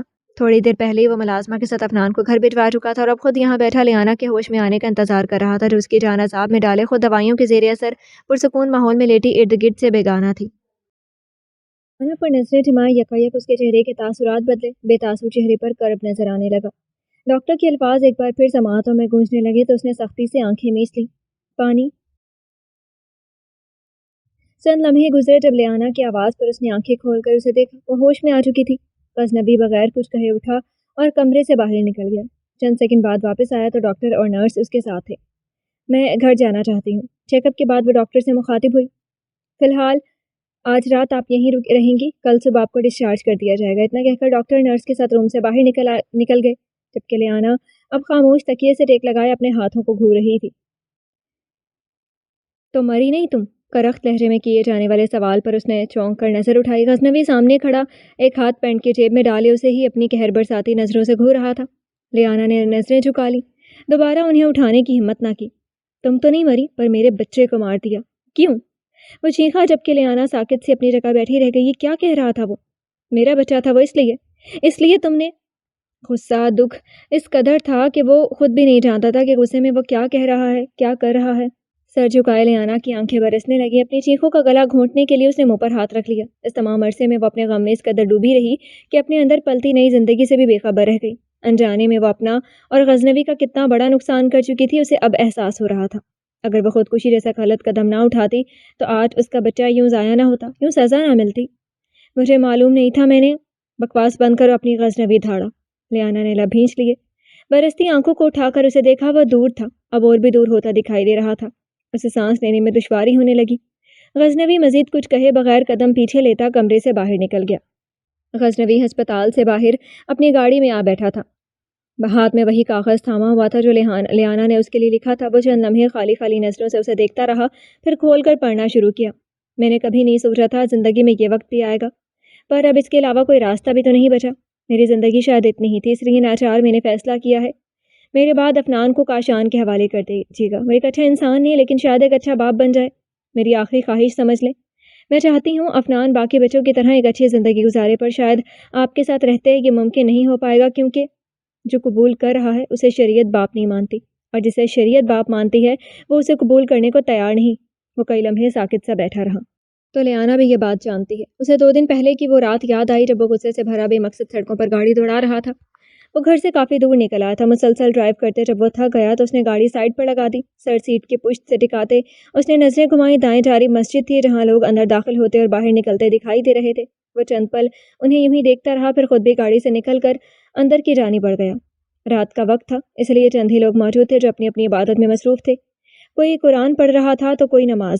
غزنوی خاموشی سے ایک پلر کے ساتھ ٹیک لگائے بیٹھ گیا۔ وقت گزرتا رہا پر وہ وہاں سے نہ اٹھا۔ بیٹا کوئی پریشانی ہے؟ مسجد کے امام جو کب سے اسے یہاں ساکت بیٹھے دیکھ رہے تھے اٹھ کر اس کے پاس آئے۔ غزنوی نے چونک کر انہیں دیکھا، پھر نظر اعتراف میں دوڑائی، اس کے سوا اب وہاں کوئی نہیں تھا۔ پہلی دفعہ تمہیں یہاں دیکھا ہے؟ جی بس آج اتفاقاً آنا ہو گیا، یہ مسجد میرے گھر سے کافی دور ہے۔ غزنوی احتراماً سیدھا ہو بیٹھا، یقیناً اس میں بھی کچھ بہتری ہوگی۔ وزیرے سے مسکرائے، جس کی دنیا ہی لوٹ جائے اس کے ساتھ کچھ بہتر ہو سکتا ہے؟ غزنوی نے تلخی سے سوچا۔ امام صاحب نے بغور اس کا چہرہ دیکھا، وہ انہیں پریشان لگا۔ تم وہ کیوں نہیں کہتے جو تم سوچ رہے ہو؟ کیا کہوں؟ جس بچے کو اپنا سمجھتا رہا وہ میرا نہیں کسی اور کا ہے۔ وہ آہستہ سے بڑبڑایا، مگر امام صاحب کی سماعت اس پر بازی لے گئی۔ کس نے کہا تمہارا بچہ نہیں ہے؟ اتنے واضح سوال پر وہ لاجواب رہ گیا۔ تم مجھ سے کہہ سکتے ہو بیٹا۔ اور وہ جو کب سے کسی سامع کی تلاش میں تھا، ان کے شفیق چہرے کو دیکھتے، نرم لہجے کو سنتے سب کچھ کہہ گیا، اپنا ہر درد بتا دیا، ہر دکھ دکھا دیا۔ میں تمہیں ایک واقعہ سناتا ہوں۔ امام صاحب خاموشی سے اسے سننے کے بعد گویا ہوئے تھے۔ عائشہ رضی اللہ عنہا سے روایت ہے کہ عتبہ بن ابی وقاص نے مرتے وقت اپنے بھائی سعد بن ابی وقاص رضی اللہ عنہ کو وصیت کی تھی کہ زماں کی باندی کا لڑکا میرا ہے، اس لیے تم اسے لے لینا۔ چنانچہ فتح مکہ کے موقع پر سعد رضی اللہ عنہ نے اسے لے لیا اور کہا کہ میرے بھائی کا لڑکا ہے۔ انہوں نے اس بارے میں مجھے اس کی وصیت کی تھی۔ پھر عبد بن زماں رضی اللہ عنہ اٹھے اور کہنے لگے کہ یہ تو میرا بھائی ہے، میرے باپ کی لونڈی نے اس کو جنا ہے اور میرے باپ کے بستر پر پیدا ہوا ہے۔ پھر یہ دونوں نبی کریم صلی اللہ علیہ وسلم کی خدمت میں حاضر ہوئے۔ سعد بن ابی وقاص رضی اللہ عنہ نے عرض کیا، یا رسول اللہ، یہ میرے بھائی کا لڑکا ہے، مجھے اس نے وصیت کی تھی۔ لیکن عبد بن زماں رضی اللہ عنہ نے عرض کیا کہ یہ میرا بھائی اور میرے والد کی باندی کا لڑکا ہے۔ نبی کریم صلی اللہ علیہ وسلم نے فیصلہ یہ فرمایا کہ لڑکا تمہارا ہی ہے۔ عبد بن زماں بچہ فراش کے تحت ہوتا ہے اور زانی کے حصے میں پتھر ہے، لیکن آپ صلی اللہ علیہ وسلم نے سودا بنت زماں رضی اللہ عنہ سے فرمایا کہ اس لڑکے سے پردہ کر، کیونکہ آپ صلی اللہ علیہ وسلم نے عتبہ کی مشابہت اس لڑکے میں صاف پائی تھی۔ چنانچہ اس کے بعد اس لڑکے نے سودا رضی اللہ عنہ کو کبھی نہ دیکھا تاکہ آپ اللہ تعالیٰ سے جا ملیں۔ بچہ اس کا ہے جس کے بستر پر ہو، اور زانی کے لیے صرف پتھر ہیں۔ وہ مزید وضاحت کرتے بولے، اور اگر مرد بچے کے نسب سے انکار کر دے؟ غزنوی نے ذہن میں آیا سوال دہرایا۔ اگر مرد بچے کے نسب کا انکار کر دے تو شرعی طریقے کے مطابق لعان کے مطابق عورت کی طرف منسوب کر دیا جاتا ہے۔ اس صورت میں مرد اس بچے کے نان و نفقے کا ذمہ دار نہیں رہتا، اور نہ ہی ایسا بچہ مرد کی وراثت سے حصہ پاتا ہے۔ اگر مرد بچے کے نسب کا انکار نہ کرے تو بچہ اسی کا شمار ہوگا، اس بچے کا نان و نفقہ بھی مرد کے ذمہ ہوگا اور بچہ وراثت سے حصہ بھی پائے گا۔ غزنوی دھیان سے ان کی بات سننے کے بعد اٹھا، 2 رکعت نفل ادا کیے اور امام صاحب کا شکریہ ادا کرتا گھر کی جانب روانہ ہو گیا۔ پاس ہی موبائل کے بجتے رنگ ٹون اسے بھی ماضی سے حال میں لے آئی۔ میسم کی کال تھی، آج لیانا سے بات نہ ہو سکی تھی، اس لیے اب وہ غزنوی سے خیر خیریت معلوم کر رہا تھا۔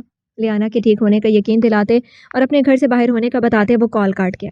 ایک بار پھر ہاتھ میں موجود کاغذ پر نظر ڈالی، پھر طے کر کے جیب میں رکھ لیا۔ اب وہ گاڑی سے باہر نکلتا ہسپتال کے اندر جا رہا تھا۔ لیانا کے کمرے میں داخل ہوا تو وہ ایک بار پھر دوائیوں کے زیر اثر اسے سوتی نظر آئی۔ صبح اسے ڈسچارج کر دیا گیا تھا اور اب وہ اپنے کمرے میں بیڈ پر لیٹی اپنی سیاہی سے بھری زندگی کو سوچ رہی تھی۔ کل کی تلخ کلامی کے بعد سے غزنوی اور اس کے درمیان پھر کوئی بات نہ ہوئی تھی۔ اس میں خود بھی اتنی ہمت نہ تھی کہ اس سے کچھ کہہ سکے۔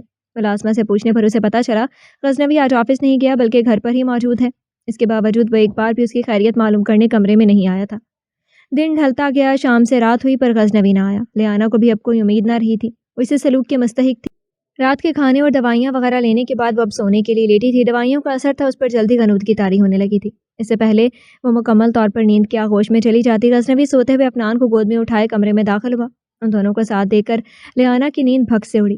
وہ آنکھوں میں حیرت لیے انہیں دیکھ رہی تھی۔ کہاں تو وہ سنگدل آدمی ان ماں بیٹے کی طرف دیکھ بھی نہیں رہا تھا اور اب سوتے ہوئے افنان کو یوں گود میں اٹھائے ہوئے تھا۔ غزنوی افنان کو لیے اپنے کمرے کے ساتھ منسلک دوسرے کمرے میں چلا گیا تو لیانا ہوش میں آئی۔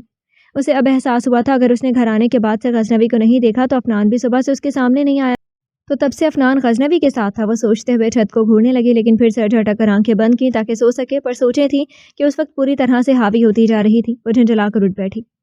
امیدیں باندھ رہی ہو؟ تم اس قابل ہو کہ امیدیں باندھ سکو؟ اس نے خود کو جھڑکا کہ تبھی غزنوی کمرے میں داخل ہوا۔ لیانا نے ایک نظر اسے دیکھا، پھر نظریں جھکا لیں۔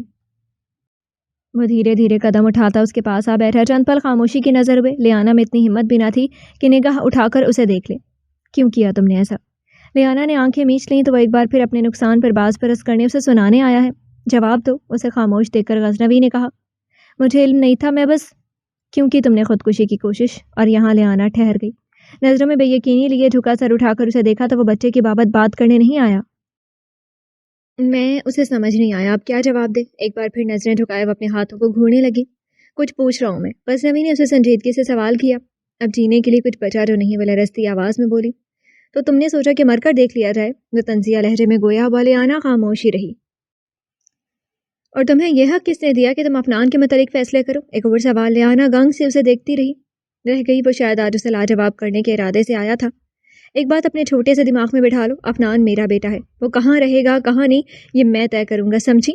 دو ٹوک انداز میں کہتا ہوا غصے میں نہیں دکھائی دے رہا تھا، بات صاف، انداز سیدھا تھا۔ وہ ان ماں بیٹے کو قبول کر رہا تھا۔ آپ کا بیٹا؟ لیکن آپ تو… میں تو کیا؟ غزنوی نے اس کی بات کاٹی۔ آپ تو یہ معاملہ ختم کرنا چاہتے تھے، میں نے خود سنا تھا آپ جلد از جلد اس مصیبت سے جان چھڑانا چاہتے تھے۔ کہتے ہوئے لیانا نے انگلی اپنے سینے پر رکھی۔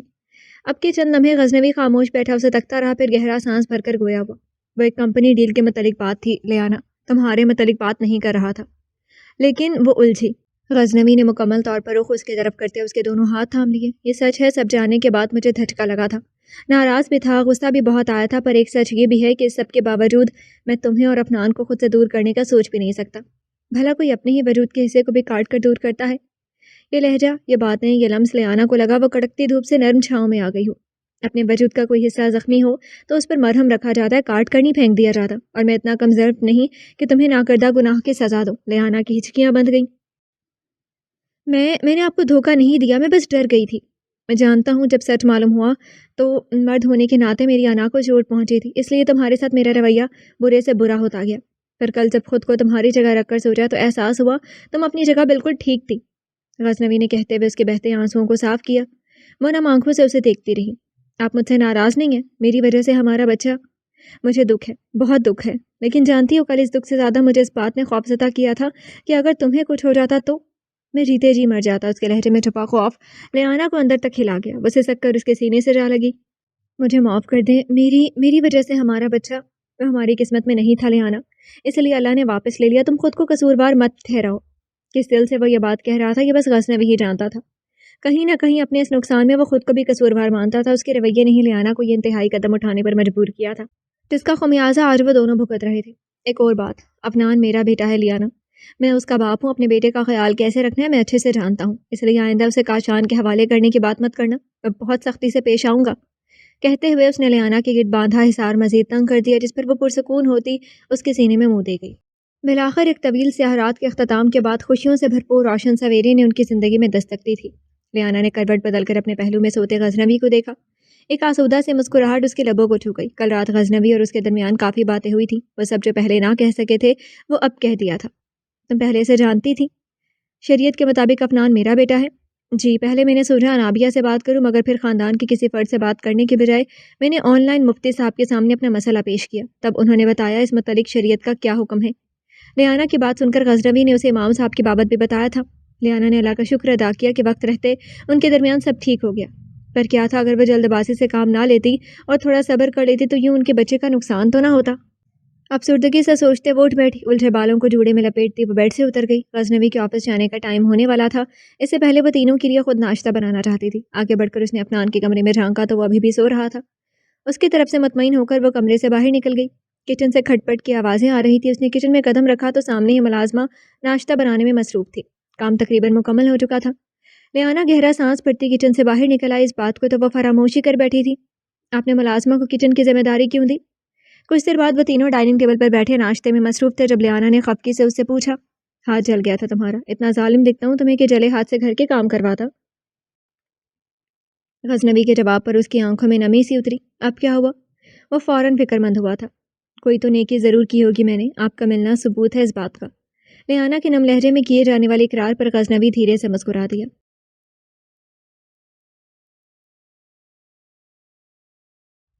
غزنوی آفس میں بیٹھا اپنے کام میں مصروف تھا جب اس کے پی اے نے اسے کاشان واصف کے آنے کی اطلاع دی۔ وہ آج صبح ہی لندن آیا تھا اور آتے ہی ان دونوں کو اپنی آمد کی خبر پہنچا دی تھی، جس کے بعد سے غزنوی اس کے آفس آمد کا منتظر تھا۔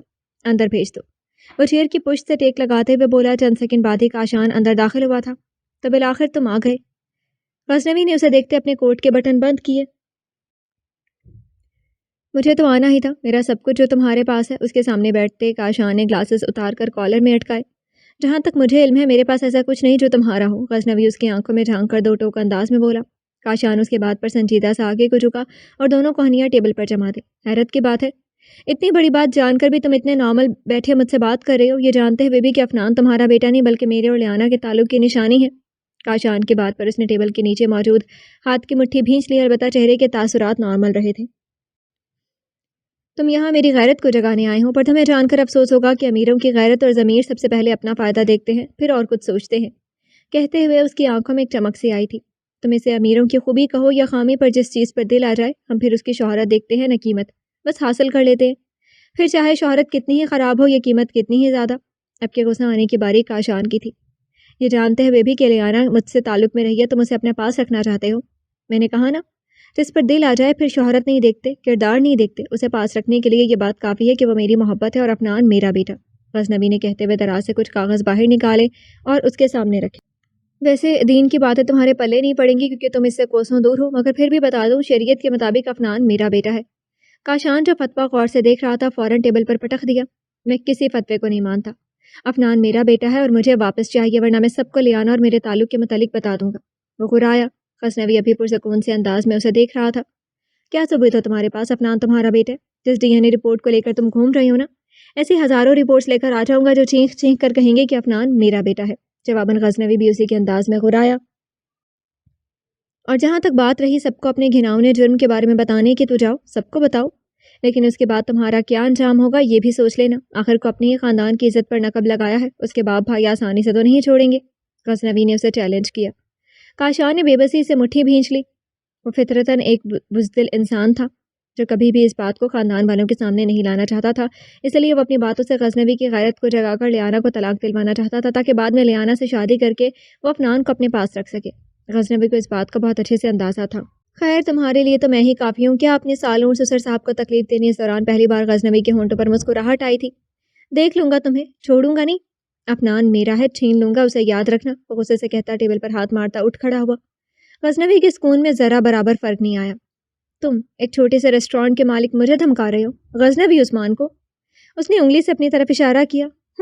دیکھتے جاؤ غزنوی عثمان، تمہاری ناک کے نیچے سے لے اڑوں گا تمہارے بیوی بچے کو، اب میری بھی ضد ہے، غصے سے کہتا وہ چیئر کو ٹھوکر مار کر باہر نکل گیا۔ اس کے جاتے ہی غزنوی نے موبائل اٹھا کر کال ملائی۔ چند سیکنڈ بات کرنے کے بعد اس نے موبائل واپس ٹیبل پر رکھ دیا۔ اس دوران ایک پراسرار سی مسکراہٹ نے اس کے ہونٹوں کا احاطہ کیا تھا۔ کاشان باہر آیا تو شدید غصے میں تھا۔ سب کچھ اس کی سوچ کے برعکس ہوا تھا۔ جس رات غزنوی کو سچائی کا علم ہوا تھا، کاشان کو حقیقتاً یہی لگا تھا کہ وہ سب کو سب کچھ بتا دے گا۔ یہی سوچ اسے ڈرا بھی گئی تھی۔ سچائی سامنے آتی تو خود کو بچانے کے لیے وہ سارا الزام لیانا کے سر ڈال دیتا، مگر غزنوی بغیر کوئی تماشا کیے وہاں سے خاموشی سے نکل آیا تھا، جس پر اس نے سکھ کا سانس لیا۔ مگر دوسری طرف لیانا کی اتری صورت اسے بہت کچھ سمجھا گئی تھی۔ رشتے میں دراڑ پڑ چکی تھی، باقی کا کام بھی اب اسے ہی کرنا تھا۔ تبھی اس نے عفنان کو حاصل کرنے کا سارا پلان ترتیب دے دیا تھا، جس سے سانپ بھی مر جاتا، لاٹھی بھی نہ ٹوٹتی۔ اس لیے لندن آنے سے پہلے ہی وہ غزنوی کو میسیجز کے ذریعے لیانا سے بدگمان کرنے کی پوری کوشش میں لگا تھا۔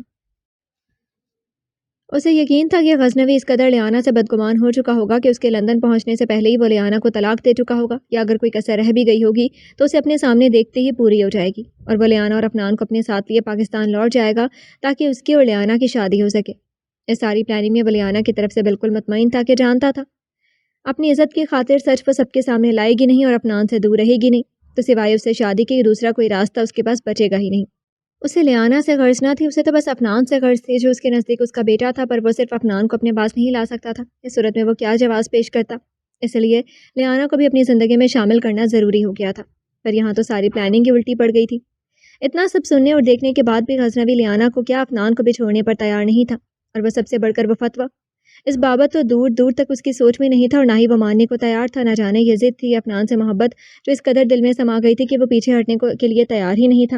کاشان نے گہرے گہرے سانس لیتے اپنے غصے کو قابو کیا اور واپس ہوٹل جانے کے لیے ٹیکسی کی طرف بڑھا کہ تبھی موبائل پر آتی کال نے اس کے قدم روک لیے۔ ریسٹورانٹ سے مینیجر کی کال تھی۔ سر، ریسٹورانٹ کی کچن میں آگ لگی تھی، دیکھتے ہی دیکھتے پورے ریسٹورانٹ کو اپنی لپیٹ میں لے لیا۔ یہ سنا تھا کہ موبائل ہاتھ سے چھوٹ کر زمین بوس ہوا تھا۔ اس خبر کے ملتے ہی کاشان واپس بوسٹن جا چکا تھا، مگر اس دوران وہ لیانا کو فون پر دھمکانا نہیں بھولا تھا۔ غزنوی کل رات ہی اسے اپنی اور کاشان کی ملاقات کے بارے میں بتا چکا تھا، یہ بھی کہ اس کے ریسٹورانٹ میں آگ اپنے ایک دوست کی مدد سے اس نے لگوائی تھی۔ یہ سنتے ہی لیانا کو الگ ہی فکر ستانے لگی تھی، جس کا اظہار وہ دن بھر سوچنے کے بعد اب غزنوی سے کر رہی تھی۔ کوئی جانی نقصان نہ ہو گیا ہوں، کیا ایسا کرنا ٹھیک تھا؟ وہ بیڈ پر اس کے برابر بیٹھتے ہوئے بولی۔ کوئی نقصان نہیں ہوا لیانا، عمر نے اپنا پورا ریسٹورانٹ اپنی وائف کو سرپرائز دینے کا کہہ کر بک کروا لیا تھا، اس لیے وہاں سوائے اسٹاف کے اور کوئی بھی نہیں تھا، اور انہیں بھی آگ پھیلنے سے پہلے باہر نکال لیا گیا تھا۔ اس کے جواب پر لیانا کے اندر اطمینان ابھرا تھا۔ ویسے پھپھو تو کافی دکھی ہوں گی، اس ریسٹورینٹ سے ان کے گھر کا خرچہ چلتا تھا۔ اب کے غزنوی نے خاموش نظر اس پر ڈالی، کہا کچھ نہیں۔ اچھا کیا وہاں سیکیورٹی سسٹم نہیں تھا جو لوگوں کو آگ لگنے کا نہیں پتہ چلا؟ اس کی خاموشی محسوس کرتے لیانا بات بدل گئی۔ عمر پہلے ہی اپنے آدمیوں کے ذریعے مناکارہ کروا چکا تھا۔ فکر مت کرو، کسی انسان کو کوئی نقصان نہیں پہنچا، سب کام بہت ہوشیاری سے کیا گیا ہے، غزنوی نے کہتے ہوئے اس کے گال سہلائے کہ تبھی سائڈ ٹیبل پر رکھا اس کا موبائل بج اٹھا۔ کاشان کی کال تھی۔ تم نے اچھا نہیں کیا غزنوی عثمان، بھلے سے تم سارے ثبوت مٹا دو مگر میں جانتا ہوں یہ تمہارا کام ہے۔ وہ غرایا، اس آگ سے بھلا میرا کیا تعلق؟ ہاں تم سے تعلق ضرور ہے، کہو تو رشتہ دار ہونے کے ناطے مالی مدد کر دوں، آخر کو میرے بیٹے کے ماموں ہو، لیکن پھر تمہیں وعدہ کرنا ہوگا کہ تم اپنی منحوس شکل ہمیں پھر نہیں دکھاؤ گے، کیا کہتے ہو؟ غزنوی اس انداز میں بولا کہ برابر بیٹھی لیانا کی ہنسی چھوٹ گئی، مگر کاشان کو تو آگ ہی لگ گئی تھی پر ضبط کر گیا۔ فی الحال افنان سے زیادہ اسے پیسوں کی ضرورت تھی۔ کیا تم واقعی اس نقصان کی بھرپائی کرنے کے لیے تیار ہو؟ اس نے یقین دہانی چاہی۔ حالانکہ جو نقصان تم میرا کر چکے ہو اس کے بعد تو تمہیں چوک پر لٹکا کر گولیاں مار دینی چاہیے، مگر ہاں اگر تم یقین دلاتے ہو کہ تم ہماری زندگی سے دور رہو گے تو میں تمہاری مالی مدد کر سکتا ہوں۔ غزنوی نے کہتے ہوئے بیڈ کراؤن سے ٹیک لگائی۔ اسے یقین تو نہیں تھا وہ باز آئے گا پر آزمانے میں حرج نہیں تھا۔ مجھے منظور ہے، کاشان ہاتھ آیا موقع جانے نہیں دے سکتا تھا۔ ٹھیک ہے، اس نے کال کاٹ دی۔ لیانا جو پریشان سی اسے دیکھ رہی تھی فوراً گویا ہوئی۔ یہ کیا کیا آپ نے؟ اگر پیسے لینے کے بعد بھی وہ باز نہ آیا تو؟ غزنوی نے حیرت سے اسے دیکھا۔ تھوڑی دیر پہلے اسے پھپھو کی فکر ستا رہی تھی اور اب وہ پیسے دینے پر پریشان تھی۔ ابھی تم ہی کہہ رہی تھی تمہاری پھپھو کے گھر کا خرچ اس ریسٹورینٹ سے چلتا ہے، اور اگر وہ اس طرح سے ہماری زندگی سے نکل جاتا ہے تو کیا برائی ہے؟ لیانا اسے دیکھتی رہ گئی۔ کوئی اتنا اچھا بھی ہو سکتا ہے؟ نہ جانے کس نیکی کا صلہ تھا یہ شخص۔ آج جب وہ ساتھ کھڑا تھا تو ہر ڈر ہر دکھ جیسے ختم ہو گیا تھا۔ اس نے بغیر کچھ کہے اس کے کندھے پر سر رکھ دیا جس پر وہ دھیرے سے مسکراتا اس کے گرد اپنا حصار باندھ گیا۔ زندگی ایک بار پھر اپنی ڈگر پر چل پڑی تھی۔ خوشیوں کے دن پھر لوٹ آئے تھے، جن میں سکون تھا، محبت تھی۔ کہ 5 ماہ اس بے فکری سے گزرے کہ پتہ ہی نہیں چلا۔ افنان کا کنڈر گارٹن بھی شروع ہو چکا تھا۔ ابتدائی کچھ دنوں تک تو اس نے بہت تنگ کیا، وہ ایک لمحے کے لیے بھی اپنے ماما پاپا سے دور نہیں رہنا چاہتا تھا، مگر غزنوی اور لیانا کے پیار سے سمجھانے پر وہ آہستہ آہستہ بہل گیا تھا۔ اب غزنوی صبح اسے آفس جاتے ہوئے چھوڑتا اور چھٹی کے وقت وہ لیانا کے ساتھ واپس آتا۔ آج بھی لیانا اسے لینے آئی تھی۔ گاڑی سے باہر نکلنے کے لیے وہ اسے لینے دروازے کی طرف بڑھی جب اچانک اس کی نظر دور بائیں جانب کھڑے شخص پر پڑی، لیکن پھر وہ اگلے ہی لمحے وہ نظروں سے اوجھل ہو گیا۔ شاید میرا وہم ہے، وہ یہاں کیسے ہو سکتا ہے؟ وہ دھیرے سے بڑبڑائی۔ غزنوی نے کاشان سے بات کرنے کے بعد لیانا کے ذریعے وہ پیسے پھپھو کے اکاؤنٹ میں بھیجے تھے۔ بطور مدد اتنی بڑی رقم دیکھ کر وہ ان دونوں کی مشکور ہوئی تھی، اور کاشان خاموش۔ اس کے بعد سے اس نے انہیں تنگ نہیں کیا تھا، نہ کوئی کال، نہ میسیجز۔ ان 5 ماہ میں اس کی طرف سے مکمل خاموشی دیکھ کر دونوں مطمئن ہو چکے تھے، مگر اب صرف ایک جھلک نے اس کا سکون پل میں غارت کر دیا تھا۔ نہیں اسے کیسے پتا افنان کے اسکول کا؟ میرا وہم ہی ہوگا۔ اپنی سوچ میں گم وہ افنان کی آواز پر چونک کر باہر آئی۔ ماما چلے؟ ہاں بیٹا چلو۔ اس کا ہاتھ مضبوطی سے تھامے وہ گاڑی کی طرف بڑھی۔ تبھی درخت کے پیچھے سے باہر آتے کاشان نے ان کی گاڑی کو دیکھا جو تیزی سے آگے بڑھتی اس کی نظروں سے دور جاتی جا رہی تھی۔ بہت جلد تم میرے پاس ہو گیا افنان۔ شام آفس سے آنے کے بعد غزنوی ان دونوں کو لیے ویسٹ فیلڈ مال میں لے آیا تھا۔ لیانا تو آتے ہی ان سے الگ ہو گئی تھی، جبکہ غزنوی افنان کو لیے کڈز سیکشن میں چلا آیا تھا۔ اس کے لیے کپڑے اور کھلونے خریدنے کے بعد وہ وہاں سے باہر نکلا اور افنان کو لیے ایک بینچ پر آ کر بیٹھ گیا جہاں ایک عدد گورا شوہر بیٹھا گیم کھیل رہا تھا۔ اس کی بیوی بھی کہیں شاپنگ میں مصروف تھی۔ اپنی شاپنگ سے فارغ ہو کر ان کی طرف آتی لیانا کی نظر اچانک سامنے مردانہ سیکشن کی طرف اٹھی اور وہ وہیں ٹھہر گئی۔ کیا ہوا؟ وہاں کیا دیکھ رہی ہو؟ غزنوی کی نظر اس پر پڑی تو وہ افنان کو لیے اس کے پاس چلا آیا۔ مجھے لگا یہاں کاشان ہے۔ کیا؟ رکو میں دیکھتا ہوں۔ وہ اندر گیا۔ لیانا وہیں افنان کا ہاتھ تھامے کھڑی رہی۔ وہاں کوئی بھی نہیں ہے لیانا، میں اچھے سے چیک کر چکا ہوں، اس نے واپس آ کر کہا، لیکن میں نے اسے پیچھے سے دیکھا ہے۔ وہ پریشان ہوئی۔ کیا کہہ رہی ہو؟ اگر وہ تھا تو کہاں گیا؟ 2 دن پہلے بھی تم افنان کے اسکول کا بتا رہی تھی، لیکن اس کے بعد تمہیں نظر نہیں آیا۔ تم کچھ زیادہ ہی پریشان ہو رہی ہو۔ اس کا پریشان ہوتے دیکھ کر غزنوی نے اسے ریلیکس کرنا چاہا۔ لیانا نے ایک نظر مردانہ سیکشن پر ڈالی اور پھر غزنوی کو دیکھا۔ اپنی وجہ سے وہ اسے بھی پریشان کر رہی تھی، اور غزنوی لاکھ اچھا صحیح پر تھا تو مرد ہی۔ جب معاملہ ختم ہو گیا تو اسے یوں اب کاشان کا ذکر اس کے سامنے نہیں کرنا چاہیے، نہ جانے کب کیا برا لگ جائے جو ان کے درمیان لڑائی جھگڑے کی وجہ بنے۔ آپ ٹھیک کہہ رہے ہیں، شاید افنان کو لے کر میرے دل میں ڈر بیٹھ گیا۔ ڈرنے کی ضرورت نہیں، میں ہوں نا، دیکھ لوں گا، چلو تمہیں ڈنر کرواتا ہوں۔ وہ ان دونوں کو لیے آگے بڑھ گیا۔ وہیں شیشے کی دیوار کے پیچھے کھڑا کاشان بھی انہیں جاتے دیکھ کر وہاں سے باہر نکل گیا۔ گھر میں سب ٹھیک ہے ماما؟ کہاں کچھ ٹھیک ہونے، مجھے تو لگتا ہے میں بہو نہیں کسی ڈائن کو گھر لے آئی ہوں۔ دوپہر کا وقت تھا۔ وہ فون پر مہرو بیگم سے بات کر رہی تھی جب ان کی بات پر بے اختیار ہنس پڑی۔ اف بھائی کچھ نہیں کہتے؟ لیانا نے اپنی ہنسی پر قابو پاتے سوال کیا۔ اس کی سنے تو وہ کچھ کہے نا۔ وہ پھر ہنسی کہ تبھی اس کی نظر گھڑی پر پڑی۔ افنان کی چھٹی کا ٹائم ہو رہا تھا۔ اچھا ماما، میں بعد میں بات کرتی ہوں، ابھی افنان کو لینے جانا ہے۔ کال بند کر کے وہ جلدی جلدی تیار ہونے لگی۔ 5 منٹ بعد وہ گاڑی کی چابی لیے دروازہ لاک کرتی باہر آئی۔ اف، باتوں میں ٹائم گزرنے کا پتہ ہی نہیں چلا۔ بڑبڑاتے ہوئے وہ گاڑی میں بیٹھی۔ ابھی گھر سے کچھ ہی دور پہنچی تھی کہ گاڑی اچانک سے بند ہوئی۔ اس سے کیا ہوا؟ اس نے پریشانی سے دوبارہ چابی سے سٹارٹ کرنے کی کوشش کی مگر ناکام۔ وہ جتنی جلدی کر رہی تھی آج نہ جانے کیوں اتنی ہی دیر ہو رہی تھی۔ وہ فوراً باہر نکلی گاڑی کو لاک کر کے۔ اب وہ ٹیکسی کی تلاش میں تھی جو 2 منٹ بعد ہی اسے مل گئی۔ ٹیکسی میں بیٹھ کر اس نے ڈرائیور کو چلنے کا اشارہ کیا اور خود پریشانی سے بار بار کھڑی دیکھنے لگی۔ نہ جانے کیوں دل کچھ گھبرا سا رہا تھا۔ اسکول کے سامنے گاڑی کے رکتے لیانا تیزی سے باہر نکلی۔ افنان کی تلاش میں نظر دوڑائی پر سامنے کا منظر دیکھتے ہی وہ ساکت رہ گئی۔ افنان کاشان کے ساتھ اس کی گاڑی میں موجود تھا۔ افنان ان دونوں کو ایک ساتھ دیکھ کر اس کی اپنی جان فنا ہونے لگی۔ وہ تیزی سے گاڑی کی طرف بڑھی پر اس کے پہنچنے سے پہلے وہ گاڑی سٹارٹ کرتا اس کی نظروں کے سامنے سے گزر کر چلا گیا۔ یا اللہ! اس نے بے بسی سے روتے ہوئے سر تھام لیا۔ وہم حقیقت کا روپ لیے اس کے سامنے آنے لگے۔ دل ڈوبنے لگا، گھبراہٹ بڑھنے لگی۔ وہ وہیں روتے ہوئے بیٹھتی چلی گئی۔ مجھے میرا بیٹا ہر حال میں واپس چاہیے۔ غزنوی پولیس سے بات کر کے واپس پلٹا تو وہ اس کے سامنے کھڑی روتے ہوئے گویا ہوئی۔ غزنوی نے دکھ سے اسے دیکھا۔ کیا حالت بنا لی تھی اس نے اپنی! اگر وہ خود اسے فون نہ کرتا تو اب تک شاید اسکول کے باہر بیٹھ کر روتی ہی رہتی۔ پولیس ڈھونڈ لے گی، فکر نہ کرو۔ اگر اسے کچھ ہو گیا تو کچھ نہیں ہوگا، میں ہوں نا، کچھ بھی کر کے افنان کو ہمارے پاس واپس لاؤں گا، وہ یقین دلاتے ہوئے بولا، جبکہ اندر سے وہ خود بہت پریشان تھا مگر لیانا کی طرح وہ رو نہیں سکتا تھا۔ اسے کچھ کرنا تھا، اسے ہی کچھ کرنا تھا۔ وعدہ؟ لیانا نے امید بھری نظروں سے اسے دیکھا۔ پکا وعدہ، لیکن ابھی ہم گھر جا رہے ہیں۔ لیانا نے اسے کچھ کہنا چاہا پر غزنوی کی تنبیہ کرتی ایک نظر نہیں اسے خاموش کروا دیا۔ وہ چپ چاپ پولیس اسٹیشن سے اپنے بیٹے کی ملنے کی امید لیے اس کے ساتھ گھر چلی آئی۔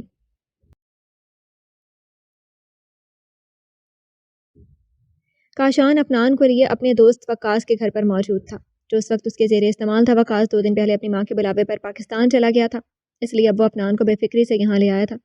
وہ جانتا تھا افنان کے اغوا ہونے کی خبر اب تک پولیس تک پہنچ چکی ہوگی اور اب تو اسے تلاش کرنے کا کام بھی شروع ہو چکا ہوگا۔ وہ افنان کو لے تو آیا تھا پر اب اسے سمجھ نہیں آ رہا تھا وہ کیسے اسے اپنے ساتھ لے کر بوسٹن واپس جائے۔ وہ انہی سوچوں میں الجھا تھا کہ دروازے پر دستک ہوئی۔ باہر پولیس موجود تھی، وہ اس تک اتنی جلدی پہنچ جائیں گے اسے بالکل اندازہ نہیں تھا۔ اس نے راہ فرار تلاش کرنی چاہی پر کوئی راستہ نہ ملا۔ پولیس اب دستک دینے کی بجائے دروازے کو دھکیلنے میں لگی تھی کہ دیکھتے ہی دیکھتے وہ گھر کے اندر داخل ہو گئی۔ افنان کمرے میں موجود تھا۔ کاشان انکل کے چلانے کی آواز پر باہر نکل آیا مگر سامنے اپنے پاپا کو دیکھ کر وہ بھاگتا ہوا غزنوی کے پاس آیا جس نے فوراً اسے اپنے بازوؤں میں اٹھا لیا۔ چھوڑو مجھے، وہ میرا بیٹا ہے۔ پولیس کے شکنجے میں پھنسا کاشان پھڑ پھڑ آیا۔ غزنوی سنی انسنی کرتا افنان سے گویا ہوا، ان انکل کے ساتھ کیوں آئے تھے آپ؟ ماما کا انتظار کیوں نہیں کیا؟ انکل نے کہا تھا ماما نے لینے بھیجا۔ غزنوی ایک پل کے لیے خاموش ہو گیا۔ وہ بچہ تھا، اچھے برے کی تمیز نہیں رکھتا تھا اور کاشان کوئی انجان نہیں تھا۔ پاکستان میں وہ افنان سے کافی گھل مل گیا تھا، شاید اس لیے یہی افنان کاشان کو پہچان کر اس کے ساتھ آ گیا تھا۔ آئندہ ماما یا میرے علاوہ کسی کے ساتھ نہیں جاؤ گے آپ، اوکے؟ اوکے۔ غزنوی نے مسکرا کر اس کے گال پر بوسہ دیا، پھر کاشان کی طرف دیکھا جسے پولیس زبردستی گاڑی میں بٹھا رہی تھی۔ غزنوی نے سر جھٹکا اور اپنی گاڑی کی جانب بڑھ گیا۔ دل ہی دل میں وہ اپنے رب کا شکر گزار تھا جس نے وقت پر افنان کو بغیر کسی نقصان کے اسے واپس لوٹا دیا تھا۔ ماما! وہ جو لاؤنج میں بیٹھی بے صبری سے افنان کا انتظار کر رہی تھی، اس کی آواز سنتے ہی دوڑ کر دروازے تک آئی جہاں سے غزنوی افنان کو گود میں اٹھائے اندر آ رہا تھا۔ افنان میرا بچہ! اس نے فوراً افنان کو اپنی گود میں لیا اور آنسو بہاتے اسے پیار کرنے لگی۔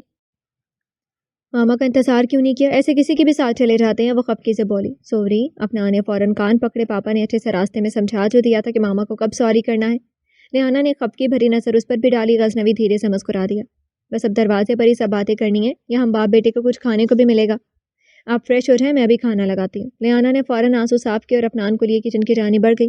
غزنوی بھی فریش ہونے اپنے کمرے میں چلا گیا۔ دن بھر کی بھاگ دوڑ نے اسے بہت تھکا دیا تھا۔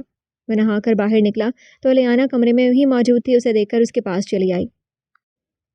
میں باہر ہی آ رہا تھا، افنان کہاں ہے؟ ٹی شرٹ پہنتے اس نے کہا۔ مجھے سمجھ نہیں آ رہی آپ کا شکریہ کیسے ادا کروں؟ اس کا سوال نظر انداز کیے لیانا نے کہا اور اس کے دونوں ہاتھ اپنے ہاتھوں میں تھام لیے۔ میاں بیوی کا یہ کیسے رشتہ تھا کہ جب جب وہ ٹھوکر کھا کر گرتی وہ اسے سنبھال لیتا تھا، بگڑے معاملات سدھار لیتا تھا۔ تمہیں میرا شکریہ ادا کرنے کی ضرورت نہیں ہے، میں نے جو کچھ کیا یہ میرا فرض تھا، تم دونوں کی حفاظت میری ذمہ داری ہے۔ غزنوی نے اس کے گرد حصار باندھا۔ کہتے ہیں خدا میں کوئی مجاز نہیں، ورنہ میں آپ کو مجازی خدا کہتی۔ اس کے سینے پر سرک کے لیانا کا لہجہ نم ہونے لگا تھا۔ مجھے مجازی خدا نہیں بننا، خدا واجب الوجود ہے اور وہ ایک ہی ہے۔ میں بس تمہارا ہم سفر، تمہارا ہم راز اور تمہارا لباس بننا چاہتا ہوں لیانا۔ اس کے نم لہجے کو محسوس کر کے غزنوی نے اس کے ماتھے پر بوسہ دیتے اسے خود میں بھینچ لیا تھا۔ کاشان پولیس کی حراست میں ہے۔ خبر ملتے ہی فضا پھپھو لندن چلی آئی تھی اور اب لیانا کے سامنے بیٹھی اس کی زندگی کے اس سیاہ باب کو سن رہی تھی جو ان کے بیٹے نے رقم کیا تھا۔ بات گھر تک پہنچی تو آپ جانتی ہیں کیا ہوگا۔ लियाना कहकर खामोश हुई, नजरों की नज़र उठाकर पप्पो को देखा। उनका झुका सर मजीद झुकाया।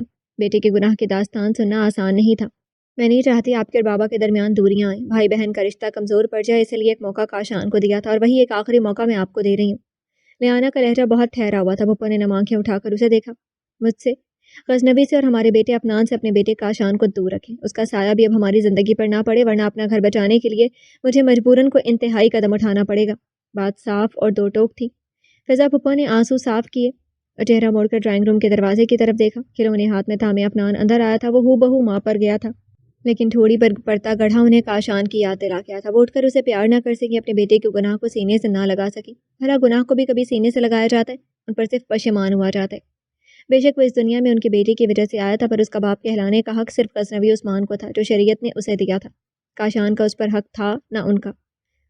मैं वादा करती हूँ लियाना, अब काशान तुम्हारे रास्ते में कभी नहीं आएगा, और अगर ऐसा हुआ तो उसके खिलाफ पहली गवाही मेरी होगी। उनका अंदाज भी लियाना की तरह दो टोक और अटल था। उठ खड़ी हुई, एक नज़र अफनान पर डाली और फिर तेजी से बाहर निकल गई। लियाना के कब्जे जब्त के बायस आरू के आंसू बहकर रुखसारों पर आ गए। फुफ्फो की आमद और उनके दरमियान हुई गुफ्तगू को जाने के बाद गजनवी उस पर काफ़ी बरहम हुआ था। वह नहीं चाहता था कि कोई भी शख्स ये बात जानने के बाद उसकी बीवी के किरदार पर उंगली उठाए या उसके बच्चे को नाजायज़ कहे।